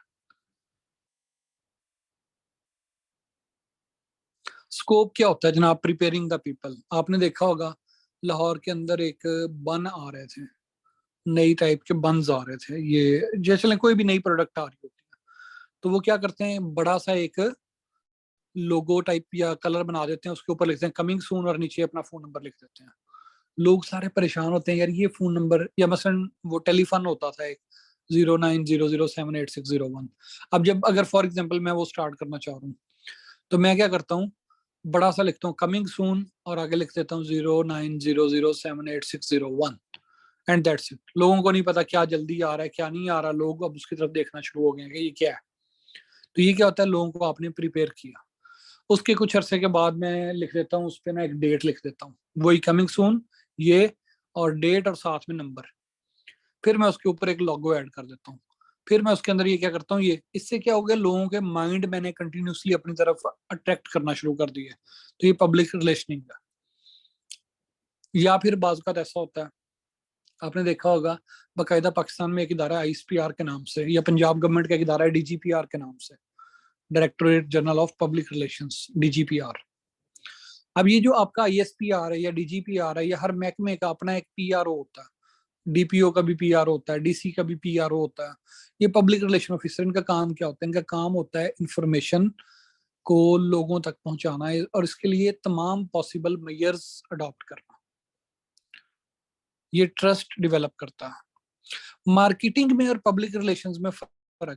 पब्लिक रिलेशंस जो होते हैं वो किसी ऑर्गेनाइजेशन के लिए सॉफ्ट इमेज क्रिएट करना होता है, और मार्केटिंग किसी प्रोडक्ट या सर्विस को सेल करने के लिए आप यूज करते हो।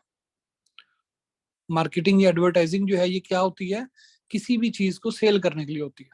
मसलन पीआरओ ये है कि हम कहें कि पंजाब पुलिस जो है ये, इसके 4 जवान जो हैं वो दहशतगर्दों से लड़ते हुए शहीद हो गए, और उसकी बुनियाद पे हम लोगों के इमोशंस को जगाएं और उनके उनके दिलों में पंजाब पुलिस के लिए मोहब्बत पैदा करें, तो ये पब्लिक रिलेशंस है।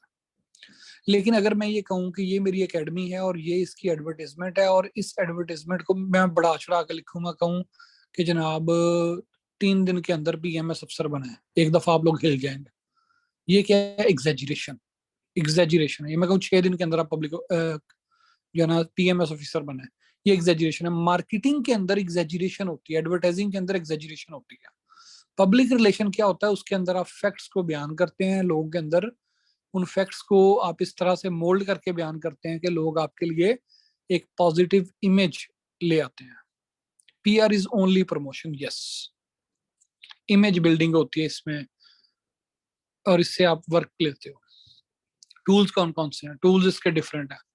गवर्नमेंट मीडिया इसका टूल है, इंटरनल मीडिया है, फोटोग्राफ आप यूज कर रहे होते हो इसके लिए, working with individuals and groups आप कर रहे होते हो, एडवर्टाइजिंग को आप बाज़ यूज कर रहे होते हो। PR के लिए आप एडवर्टाइजिंग को एज ए टूल यूज कर सकते हैं, पब्लिसिटी यूज कर रहे होते हो। डायरेक्ट मेथड ऑफ कम्युनिकेशन होता है, मैं आपको बताऊं, नहीं नहीं नहीं यार, पुलिस तो बड़ा अच्छा काम करती है, ठीक है जी। तो पब्लिक रिलेशनिंग क्या है? बेसिकली किसी ऑर्गेनाइजेशन के लिए अवाम के दिल में एक सॉफ्ट इमेज और एक पॉजिटिव इमेज क्रिएट करना पब्लिक रिलेशनिंग का। उसके लिए आपको गाने बनाने पड़ेंगे जैसे ICPR करती है, ड्रामे बनाएं, किताबें लिखवाएं, पेड जो है ना आप जर्नल्स वो लिखवाएं, तो ये सारी आपकी पब्लिक रिलेशनिंग होगी। ये इंटरनल भी होती है, एक्सटर्नल भी होती है। इंटरनल क्या होगी? जो HR के अंदर होती है, मसलन पब्लिक रिलेशनिंग डिपार्टमेंट है, DC का एक बयान आया और वो पूरे डिपार्टमेंट्स तक जाना है, तो विद इन जितने गवर्नमेंट इदारे DC के अंदर आ रहे हैं उन तक जो पैगाम पहुंचाना है, ये भी पब्लिक रिलेशनिंग है। और DC का एक पैगाम आया है जो आवाम के लिए है, वो बाहर फैलाएंगे, तो ये हमारी एक्सटर्नल PR है। डिफरेंस क्या होता है? Propaganda is a deliberate systematic attempt to shape perceptions, manipulate recognitions and direct behaviour to achieve a response that furthers the desired intent of the propagandist. यानी सिस्टमैटिक होता है और उसके अंदर आप हर जायज नाजायज तरीका इस्तेमाल करते हो प्रोपेगेंडा में। ऑन दी अदर हैंड, अच्छा differences, propaganda differences public relation के साथ, ये सारे पॉइंट्स हैं, ये बस आपने देख लेने हैं। एडवर्टाइजिंग और पब्लिसिटी में क्या फर्क होता है? पब्लिसिटी क्या होती है? पब्लिसिटी ये होती है कि आप लोग मेरे स्टूडेंट्स हैं, आप लोग मुझसे पढ़ रहे हैं, और आपसे कोई पूछेगा जी PMS की हमने तैयारी करनी है तो हम किसके पास जाएं, और आप उसे बताएं कि सर जम्मल के पास चले जाएं तैयारी करने के लिए, तो ये पब्लिसिटी है।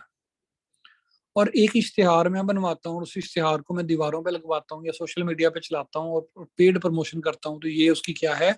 एडवर्टीजमेंट। एडवर्टीजमेंट और पब्लिसिटी में जो बुनियादी फर्क है वो किस चीज का है? वो पेमेंट का फर्क है, कि जो पेड होती है वो एडवर्टीजमेंट होती है, और जो पब्लिसिटी होती है ये अनपेड होती है आमतौर पे। अनपेड जो होती है वो पब्लिसिटी होती है। अब पब्लिसिटी के लिए जैसे न्यूज़पेपर है, उसके अंदर किसी न्यूज़पेपर के साफी ने आपका इंटरव्यू कर लिया, आपने वो इंटरव्यू न्यूज़पेपर में पब्लिश हो गया, या किसी मीडिया चैनल ने इंटरव्यू कर लिया फ्री ऑफ कॉस्ट आपका, वो पब्लिश हो गया, लोगों के अंदर आपकी बात जो है वो मकबूल होगी, दैट इज पब्लिसिटी। लेकिन अगर आपने पैसे दे के अखबार में इश्तिहार छपवाया तो ये क्या हो जाएगी? एडवर्टाइजिंग हो जाएगी।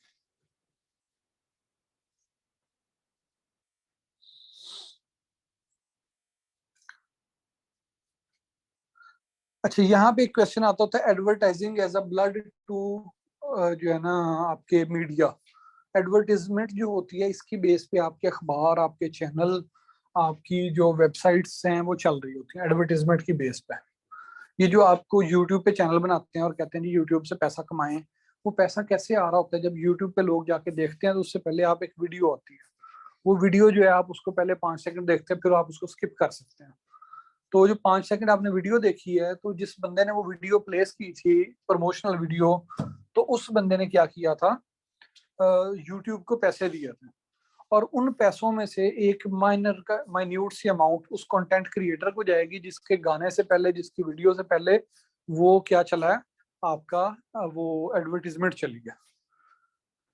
तो यहाँ पे ये क्या होता है? एडवर्टाइजिंग जो होती है इसकी मदद से अखबार चल रहे होते हैं। मैंने अभी आज 2 साल पहले चेक किया था एक डॉन के दोस्त से, तो उसने बताया कि एक डॉन न्यूज़पेपर प्रिंट करने की जो कास्ट है वो हमारी, वो तब 2019 में वो थी 37 रुपए, 37 रुपीज, और अखबार की कीमत जो हमें मिल रही थी वो मिल रही थी 19 रुपए में अखबार। यानी 37 रुपीज में एक अखबार प्रिंट करके तो आपको 19 रुपए में बेचा जा रहा है। जो बाकी दरमियान में कॉस्ट है वो कैसे पूरी हो रही है? जो डिपार्टमेंट है उसका मुनाफा कहाँ से आ रहा है? तो वो थ्रू एडवर्टीजमेंट आ रहा होता है। तो एडवर्टीजमेंट जो होती है ये क्या करती है? एक्ट करती है as a blood to running your media. हाँ जी, यहाँ पे कोई मुझसे सवाल करें, एडवर्टीजमेंट किस किस तरह की हो सकती है? ये प्रमोशनल हो सकती है, परसुएसिव हो सकती है, स्मॉल मेकिंग, किसी ओवरऑल स्ट्रेटजी मेकिंग की हो सकती है, टारगेटेड हो सकती है, इन्वेस्टमेंट की हो सकती है, ओरिजिनल, क्रिएटिव, ब्ला ब्ला, जो दिल में आता लिखते जाए, सारा कुछ ठीक है। एडवर्टीजमेंट कैसी होनी चाहिए? एडवर्टीजमेंट जो है वो ऐसी होनी चाहिए कि जिसको देख के लोग परसुएड हो जाएं कि जी हमने ये काम करना है। आप लोग जाते हैं मार्केट में, एग्जांपल देता हूँ एक और आपको। पैम्पर की मशहूरी इतनी ज्यादा आई, पैम्पर की मशहूरी टीवी के ऊपर इतनी ज्यादा आई कि आज जिस मर्जी ब्रांड की नैपी खरीद लें आप बच्चे के लिए, तो आप जाके यही कहते हैं कि पैम्पर देते हैं। अब पैम्पर कंपनी नेम है, लेकिन उन्होंने एडवर्टाइजमेंट इतनी कर ली कि अब जो उनका स्पेसिफिक नेम था वो जेनरिक नेम बन गया। या इसी तरह से आप कहते हैं जी टीसीएस करवाने जा रहा हूँ, अब आप करवा ओसीएस रहे होते हैं, कोरियर करवा रहे होते हैं, इवन बाजू का पाकिस्तान पोस्ट यूज कर रहे होते हैं, लेकिन टीसीएस की एडवर्टीजमेंट इतनी हो गई कि अब हर बंदा जो है वो कोरियर को क्या कहता है, टीसीएस। तो ये क्या होती है, आपकी परसुएसिव होती है। इसी तरह से और चीजें क्या हो सकती हैं, आप कुछ ऐड करें। क्रीम, मसलन आज आप उबर भी यूज कर रहे हो तो आप कहते हैं जी क्रीम पे आए, या उबर ने इतना नाम कर लिया है तो आप कहते हैं जी मैं उबर करके आ रहा हूँ। आप क्रीम यूज कर रहे होते हैं, या और इस तरह की जो कैब सर्विसेज हैं वो यूज कर रहे होते हैं, लेकिन आप कहते हैं क्रीम है। तो ये क्या होता है, उन्होंने प्रमोशन अपनी इतनी कर ली है। कॉर्नेटो, आइसक्रीम की एक खास शक्ल है कॉर्नेटो। अब आप कोई भी खा रहे होते हैं तो आप कह देते हैं वो कि कॉर्नेटो खा रहा हूँ।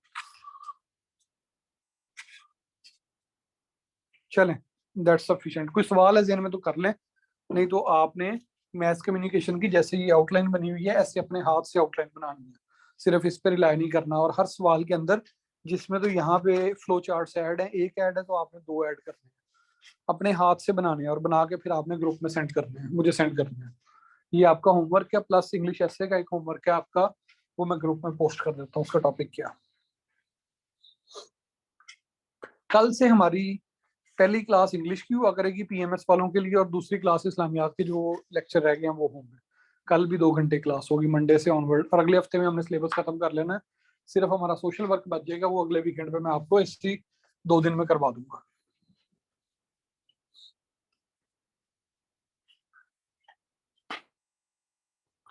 ओ, पेपर की डिस्कशन में भूल गया था, अभी करवा देता हूँ।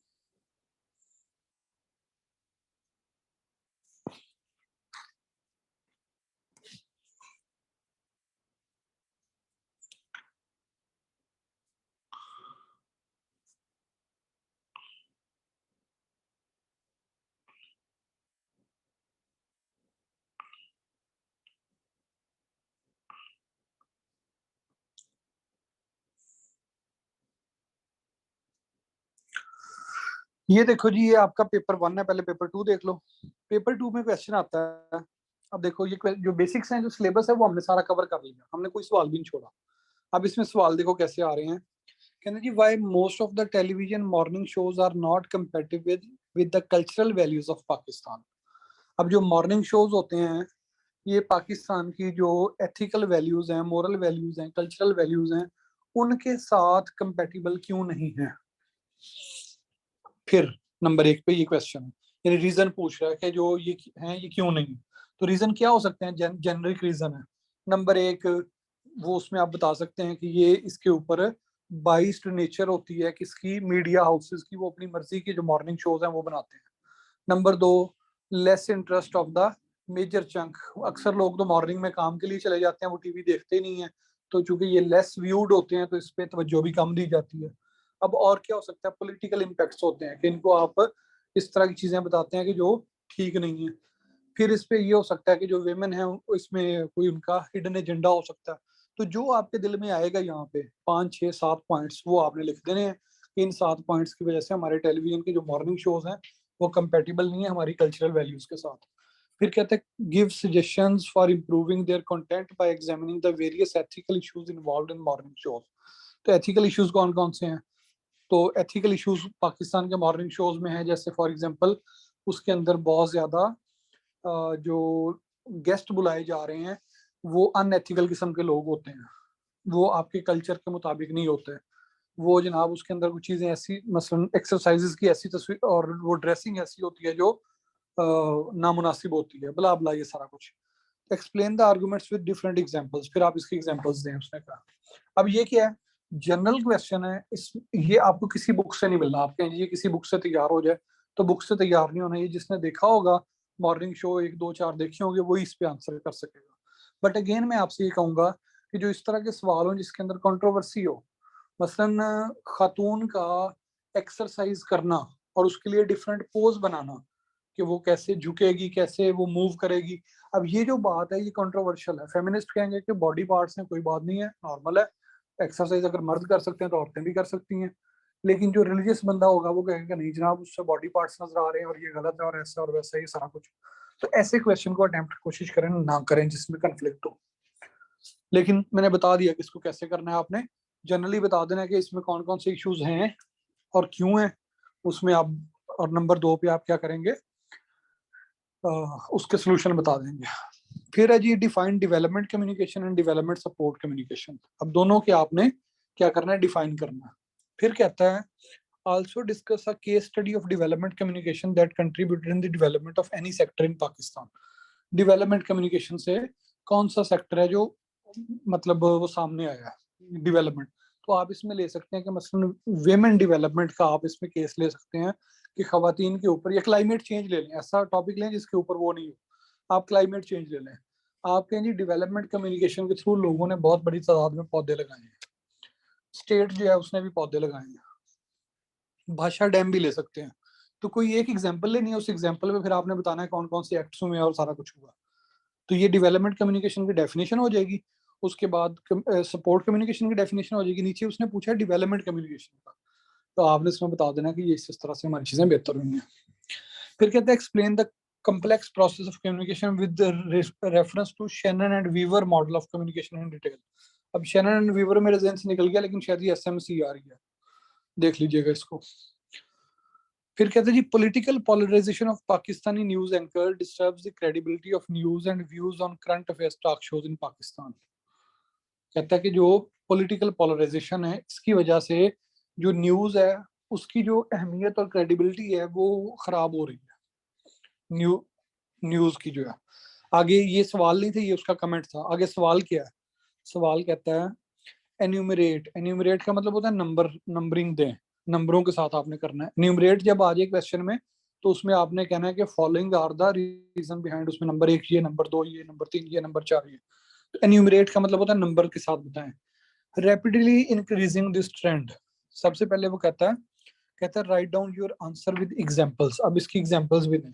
एन्यूमरेट में आप एग्जांपल दे सकते हैं कि जी ARY जो है वो क्या करता है, न्यूज को एक पॉलिटिकल पार्टी के हक में बात करता है, जियो जो है वो दूसरी पार्टी के हक में बात करता है। अब जो इनसे वाबस्ता दीगर चैनल है उनमें भी यही सूरत है, और इस तरह से आप एग्जाम्पल दे सकते हैं। आपको वाज़ेह तौर पे पता है कि इमरान जो खान है, जो एंकर है, वो PTI का हिमायती है, ठीक है। साबिर शाकिर PTI का हिमायती है। हसन निसार PTI का हिमायती है। अच्छा, लफाफा साफी सीरियल अलमेडा जो है वो नून लीग का हिमायती है। फलां जो है वो इसका हिमायती है। तो इस तरह से आप उस पर कर लेते हैं। वसतुल्ला खान इसका ही है। चैनल्स के नेम भी लिखने हैं, डेफिनेटली वो कह रहा है लिखे, चैनल्स के नेम लिखे हैं, बंदों के नेम लिखे हैं, वो कह रहा है कि इसमें लिखे तो लिखने पड़ेंगे। फिर कहते हैं what do you know about communication and effective communication. Communication और इफेक्टिव कम्युनिकेशन क्या होती है। कम्युनिकेशन का मतलब होता है कि पैगाम एक जगह दूसरी का पहुंचा देना। इफेक्टिव ये है कि उस पैगाम को पहुंचाने के बाद, यानी उसके अंदर विदाउट नॉइज, विदाउट बैरियर्स पैगाम पहुंचाना। कम्युनिकेशन ये है कि मैं आपको देख के हाथ हिला दूं दूर से तो ये कम्युनिकेशन है, लेकिन मैं आपको देख के मुस्कुराऊं और मैं जाहिर करूं, हाथ हिलाऊं साथ में, और मैं बताऊं कि मैं आपकी इज्जत और एहतराम करता हूं, तो ये इफेक्टिव कम्युनिकेशन होगी। तो communication, effective communication, yes, feedback भी आएगा उसमें। Also explain that why language is the best and worst means of communication. Language जो है ये बेस्ट क्यों है और वर्स्ट क्यों है। तो लैंग्वेज आप उसमें बताएंगे कि जनाब लैंग्वेज जो होती है इसके थ्रू हम लोग अच्छा कम्युनिकेट कर सकते हैं।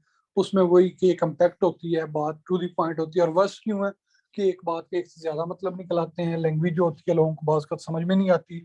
जो आपने लिखा है वो राइटिंग स्टाइल खराब होता है, आपके अल्फाज का चुनाव डिफरेंट होता है। जो इसमें आप लिखना चाहें वो लिख लें। फिर कहते हैं who introduce two step flow of communication theory and what was the purpose. Write comprehensive note on two nation theory, also explain the role of opinion leader. ये हमने पूरा सवाल ऐसे ही पढ़ लिया। फिर कहते हैं Pakistani media is playing significant role in creating awareness on development issues of the country and among general public. Write detailed answer in favour of the statement and explain with examples. अगेन वही कि पाकिस्तानी मीडिया के positive impacts जो हैं वो आपने बताने हैं कि नई इकोनॉमी खुल रही है, लोग एजुकेट हो रहे हैं, एंटरटेनमेंट मिल रही है, पॉलिटिकल अवेयरनेस आ रही है, लोग प्लूरलिस्ट हो रहे हैं, ब्ला ब्ला, जो पॉजिटिव चीजें हैं वो बतानी है। Development is positive. फिर कहता है जी write short notes on the following difference between advertising and publicity. Advertising and publicity मैंने आपको बुनियादी डिफरेंस बताया था, क्या होता है, पैसों का होता है। फिर एग्जेजरेशन का होता है, publicity is normal, advertisement is exaggerating. Qualities of opinion leader, ऊपर भी सवाल आ गया नीचे भी आ गया। फिर कहता है डिफाइन प्रोपेगेंडा। प्रोपेगेंडा को डिफाइन करें, उसकी आपने एग्जांपल दे देनी वर्ल्ड war 2 की। Encoding and decoding the message, जो ऊपर कम्युनिकेशन में भी है। यानी देखिए इसमें सवाल सारे के सारे रिपीट हो रहे हैं, गिने चुने सवाल हैं और जेनरिक सवाल हैं, सफे काले करके आने हैं, इसमें आप फेल नहीं होता है। दूसरा पेपर यानी पेपर 1 जो कल हमने पढ़ा था। Do you think Pakistani media played a responsible role regarding the coverage on coronavirus? Analyze the technical and journalist standards of the coverage of coronavirus by Pakistani media. आप पहले इसमें बताएंगे, सॉरी क्या आपको सवाल किया। शॉर्ट नोट्स अगर 10 number का हो तो 4 पेजेस, अगर 5 नंबर का हो तो 2 पेजेस लिखने हैं। जैसे पेपर 1 में जो शॉर्ट नोट्स हैं 10-10 नंबर के, तो 4 साइडें लिखनी है इस पर। फिर कहता है do you think Pakistani media played a responsible role regarding the coverage of corona virus, analyse the technical and journalistic standards of the coverage of corona virus by Pakistani media. कहानी है सारी कोरोना वायरस के बारे में, जो मर्जी लिखे। फिर कहता है theatre of mind can be created using sound only. जुमला पढ़िएगा, अ theatre of mind can be created using sound only. Critically evaluate the role of FM radio in urban and rural areas of Pakistan. Why radio transmission needs to be different in urban and rural areas of Pakistan in terms of content, language and expression. शहरों के अंदर जो आपका media होता है, जो ये आपका रेडियो होता है, एफएम रेडियो, उसके मसाइल क्या हो सकते हैं शहरों के अंदर। ट्रैफिक जैम हो सकता है शहरों के अंदर, कोई ब्लास्ट हो सकता है शहरों के अंदर, कोई हादसा हो सकता है, कोई एक्सीडेंट हो सकता है शहरों के अंदर, कोई और इस तरह का मामला हो सकता है, कोई पोल्यूशन का इशू हो सकता है। देहातों के अंदर क्या होता है, देहातों के अंदर फसलें जो होती हैं उनके काश्त करने से मुतल्लिका चीजें होंगी, पानी दीवारी का मसला होएगा। देहातों के अंदर जो है ना कल्चरल वैल्यूज और तरह की होती हैं। शहरों में आप जैसे चाहें गाने चला दें, देहातों के अंदर बाज़ वक़्त आपको उसका ख्याल करना पड़ता है। तो ये फर्क है इसके अंदर, कहानी यही है सारी। यस एग्जैक्टली, कहानी है मतलब कोई ऐसी चीज नहीं है कि जो आप कहें कि किसी एक किताब से आपको मिल जाएगी, आपने खुद लिखनी है। फिर कहते हैं जी editorial reflects the newspaper's ideology and is considered the mouthpiece of the newspaper. यही कल हमने डिफाइन किया था कि is the policy statement of newspaper editorial. फिर कहते हैं highlight the differences among editorial feature and column for their objectives, content, treatment, expression and format.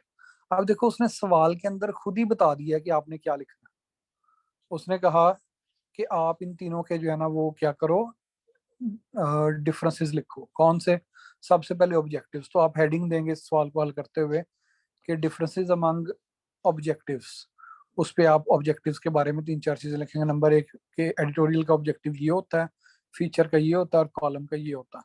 फिर बताएंगे कंटेंट, एडिटोरियल का कंटेंट ऐसा होता है, फीचर का ऐसा होता है और कॉलम का ऐसा होता है। फिर बताएंगे ट्रीटमेंट, ट्रीटमेंट एडिटोरियल की ऐसे होती है, फीचर की ऐसे होती है और कॉलम की ऐसे होती है। फिर एक्सप्रेशन क्या होता है, एडिटोरियल का फॉर्मल होता है, फीचर का जो है ना स्टोरी लाइक होता है, कॉलम का जो है ना वो ओपन होता है, जैसे दिल करे लिखो। फॉर्मेट, एडिटोरियल का जो फॉर्मेट होता है वो सबसे पहले आप उसमें वो तस्वीरें बनाएंगे कि जनाब एडिटोरियल इस तरह का होता है, फीचर इस तरह का होता है, कॉलम इस तरह का होता है, तीनों चीजें डिफरेंट हो जाएंगी। That's it. फिर कहते हैं what survival strategies are being followed by Pakistani newspapers to combat the threat of extinction posed by internet और सोशल मीडिया साइट्स। कौन कौन सी हैं जनाब, न्यूज़पेपर कैसे बचाए जा सकते हैं कि न्यूज़पेपर हों। नंबर 1 उसमें न्यूज़पेपर का ये है कि जनाब वो क्या करते हैं, इश्तिहार लेते हैं। नंबर 2 ये है कि लोगों को, बहरहाल ये भी ऐसे जना सा क्वेश्चन, दफा करें से। We got to discuss the extremely distorted portrayal of Pakistani socio-cultural values in television advertisements and also suggest available statutory and non statutory options for effectively regulating TV advertising in our country. ये जो सवाल है ये आपका, वो जो कल मैंने कहा था पेमरा लॉज आपने पढ़ने हैं, तो ये उसमें से आ रहा है। ये पेमरा लॉज वाला सवाल जो है वो उसके रेफरेंसेस कह रहा है, स्टैचुरी एंड नॉन स्टैचुरी, ये उस पे आ रहा है। फिर इस तरह सब एडिटर पे एक सवाल आया हुआ है कि sub editor is the like captain of the ship plays a की रोल। कहानी को छोड़ना है, आपने एग्जैक्ट देखना है कि सवाल क्या है। सवाल ये है, डिस्कस नेसेसरी क्वालिफिकेशंस, कि जो सब एडिटर है उसमें की क्या क्वालिफिकेशन होनी चाहिए, क्या करेक्टरिस्टिक्स होनी चाहिए, और उसके बाद ये दो चीजें इसने पूछी हैं। नंबर एक क्वालिफिकेशंस, नंबर दो करेक्टरिस्टिक्स। आपने इसको हिट करना ज्यादा। फिर कहता है describe the different production phases from the initial idea to the final release of print of a television documentary film. Also briefly discuss future of medium of documentary films in Pakistan. दो हिस्से हैं। तो documentary film में क्या होता है, documentary film में सबसे पहले क्या होता है कि आप उसके थीम जो है ना वो अपने जहन में डेवलप करते हो, फिर उसके बाद उसके लिए मटेरियल इकट्ठा करते हो, फिर उसको आप लिखते हो, लिखने के बाद फिर आप उसको वो करते हो, उसके लिए जो आपको ऑडियो विजुअल चाहिए हैं वो रिकॉर्ड करते हो, फिर ऑडियो विजुअल रिकॉर्डिंग जो होती है उसको आप स्क्रिप्ट के साथ पढ़ते हो या पढ़वाते हो, और इस तरह से आपकी डॉक्यूमेंट्री बन जाती है। फिर उसको आप रिलीज करते हो, आखिरी रिलीजिंग है। तो ये आपके पास डॉक्यूमेंट्री फिल्म है। पाकिस्तान में इसका फ्यूचर क्या है, तो लिखते हैं जी फ्यूचर इस पे चल रहा है। अब आजकल यूट्यूब डॉक्यूमेंट्रीज बन रही हैं, यूट्यूब की वजह से बड़ा फर्क पड़ गया है। सोशल मीडिया के ऊपर लोग डॉक्यूमेंट्रीज बना के डाल रहे होते हैं, लोग इसको एज ए नॉलेज फॉर्मेट ले रहे होते हैं। और आपको पता है यूट्यूब के ऊपर सबसे ज्यादा जो चीजें चलती हैं वो ऐसी इंफॉर्मेशन चलती है जिसमें एक बड़ा सा सवाल लिखा हुआ होता है और फिर उसके ऊपर एक शॉर्ट सी डॉक्यूमेंट्री दी हुई होती है। मसलन ये कहते हैं जी मरने के बाद कब्र का मंजर कैसा होगा, सवालिया निशान। और वो जो देहाती अंकल होते हैं, आंटियां होती हैं, वो सारे जब यूट्यूब वाला मोबाइल लेते हैं तो वो यही लगा के देखते रहते हैं। फिर वो हकीकत टीवी जैसे चैनल सामने आते हैं जो डॉक्यूमेंट्रीज के नाम पे लोगों को एक्सप्लॉइट करते हैं। फिर जनाब शॉर्ट नोट्स हैं, पहला पेमरा है, दूसरा प्रेस कोड ऑफ एथिक्स है, तीसरा लिबल एंड डिफेमेशन है। तो ये शॉर्ट नोट्स हैं, कोई भी दो इसमें आप लिख सकते हैं। आई डोंट थिंक इसके अंदर कोई भी ऐसा सवाल होगा, 5 सवाल कम से कम ऐसे होंगे जो आप इस वक्त भी अगर पेपर हल करना चाहें तो हल कर सकते हैं इन 2 क्लासों के बाद। अब बताएं आपके क्वेश्चंस हैं तो कर लें, नहीं तो छुट्टी करें।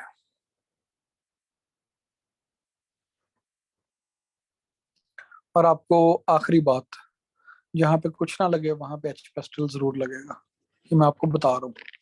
जहाँ पे सवाल ना आता हो और कुछ ना लग रहा हो वहां पे एच पेस्टल जरूर लगेगा। Historical, political, economic, social, technological, environmental, legal, ethical, ये जरूर लगेगा। जहाँ पे आपको सवाल में ब्रेनस्टॉर्मिंग मसला हो रहा हो वहाँ एच पेस्टल लगा दें। वहां पे लेवल्स ऑफ एनालिसिस लगा दें जो आपको एसए में बताया था। वहां पे आप पॉलिसी मेकिंग साइकिल लगा दें जो हमने पब्लिक एड में और एसए में पढ़ा था, पॉलिसी मेकिंग साइकिल वो लगा दें। जिस इन तीनों में से कोई एक लगा दें लाजमी तौर पे।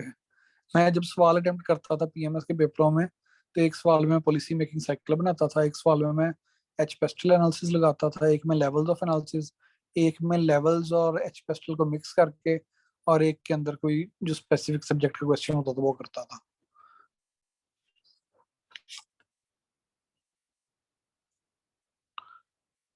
मॉक पेपर्स का मैंने आपको बताया है कि जो नेक्स्ट वीकेंड है उससे स्टार्ट होगा। दोनों बता दिए, पार्ट 1 और 2।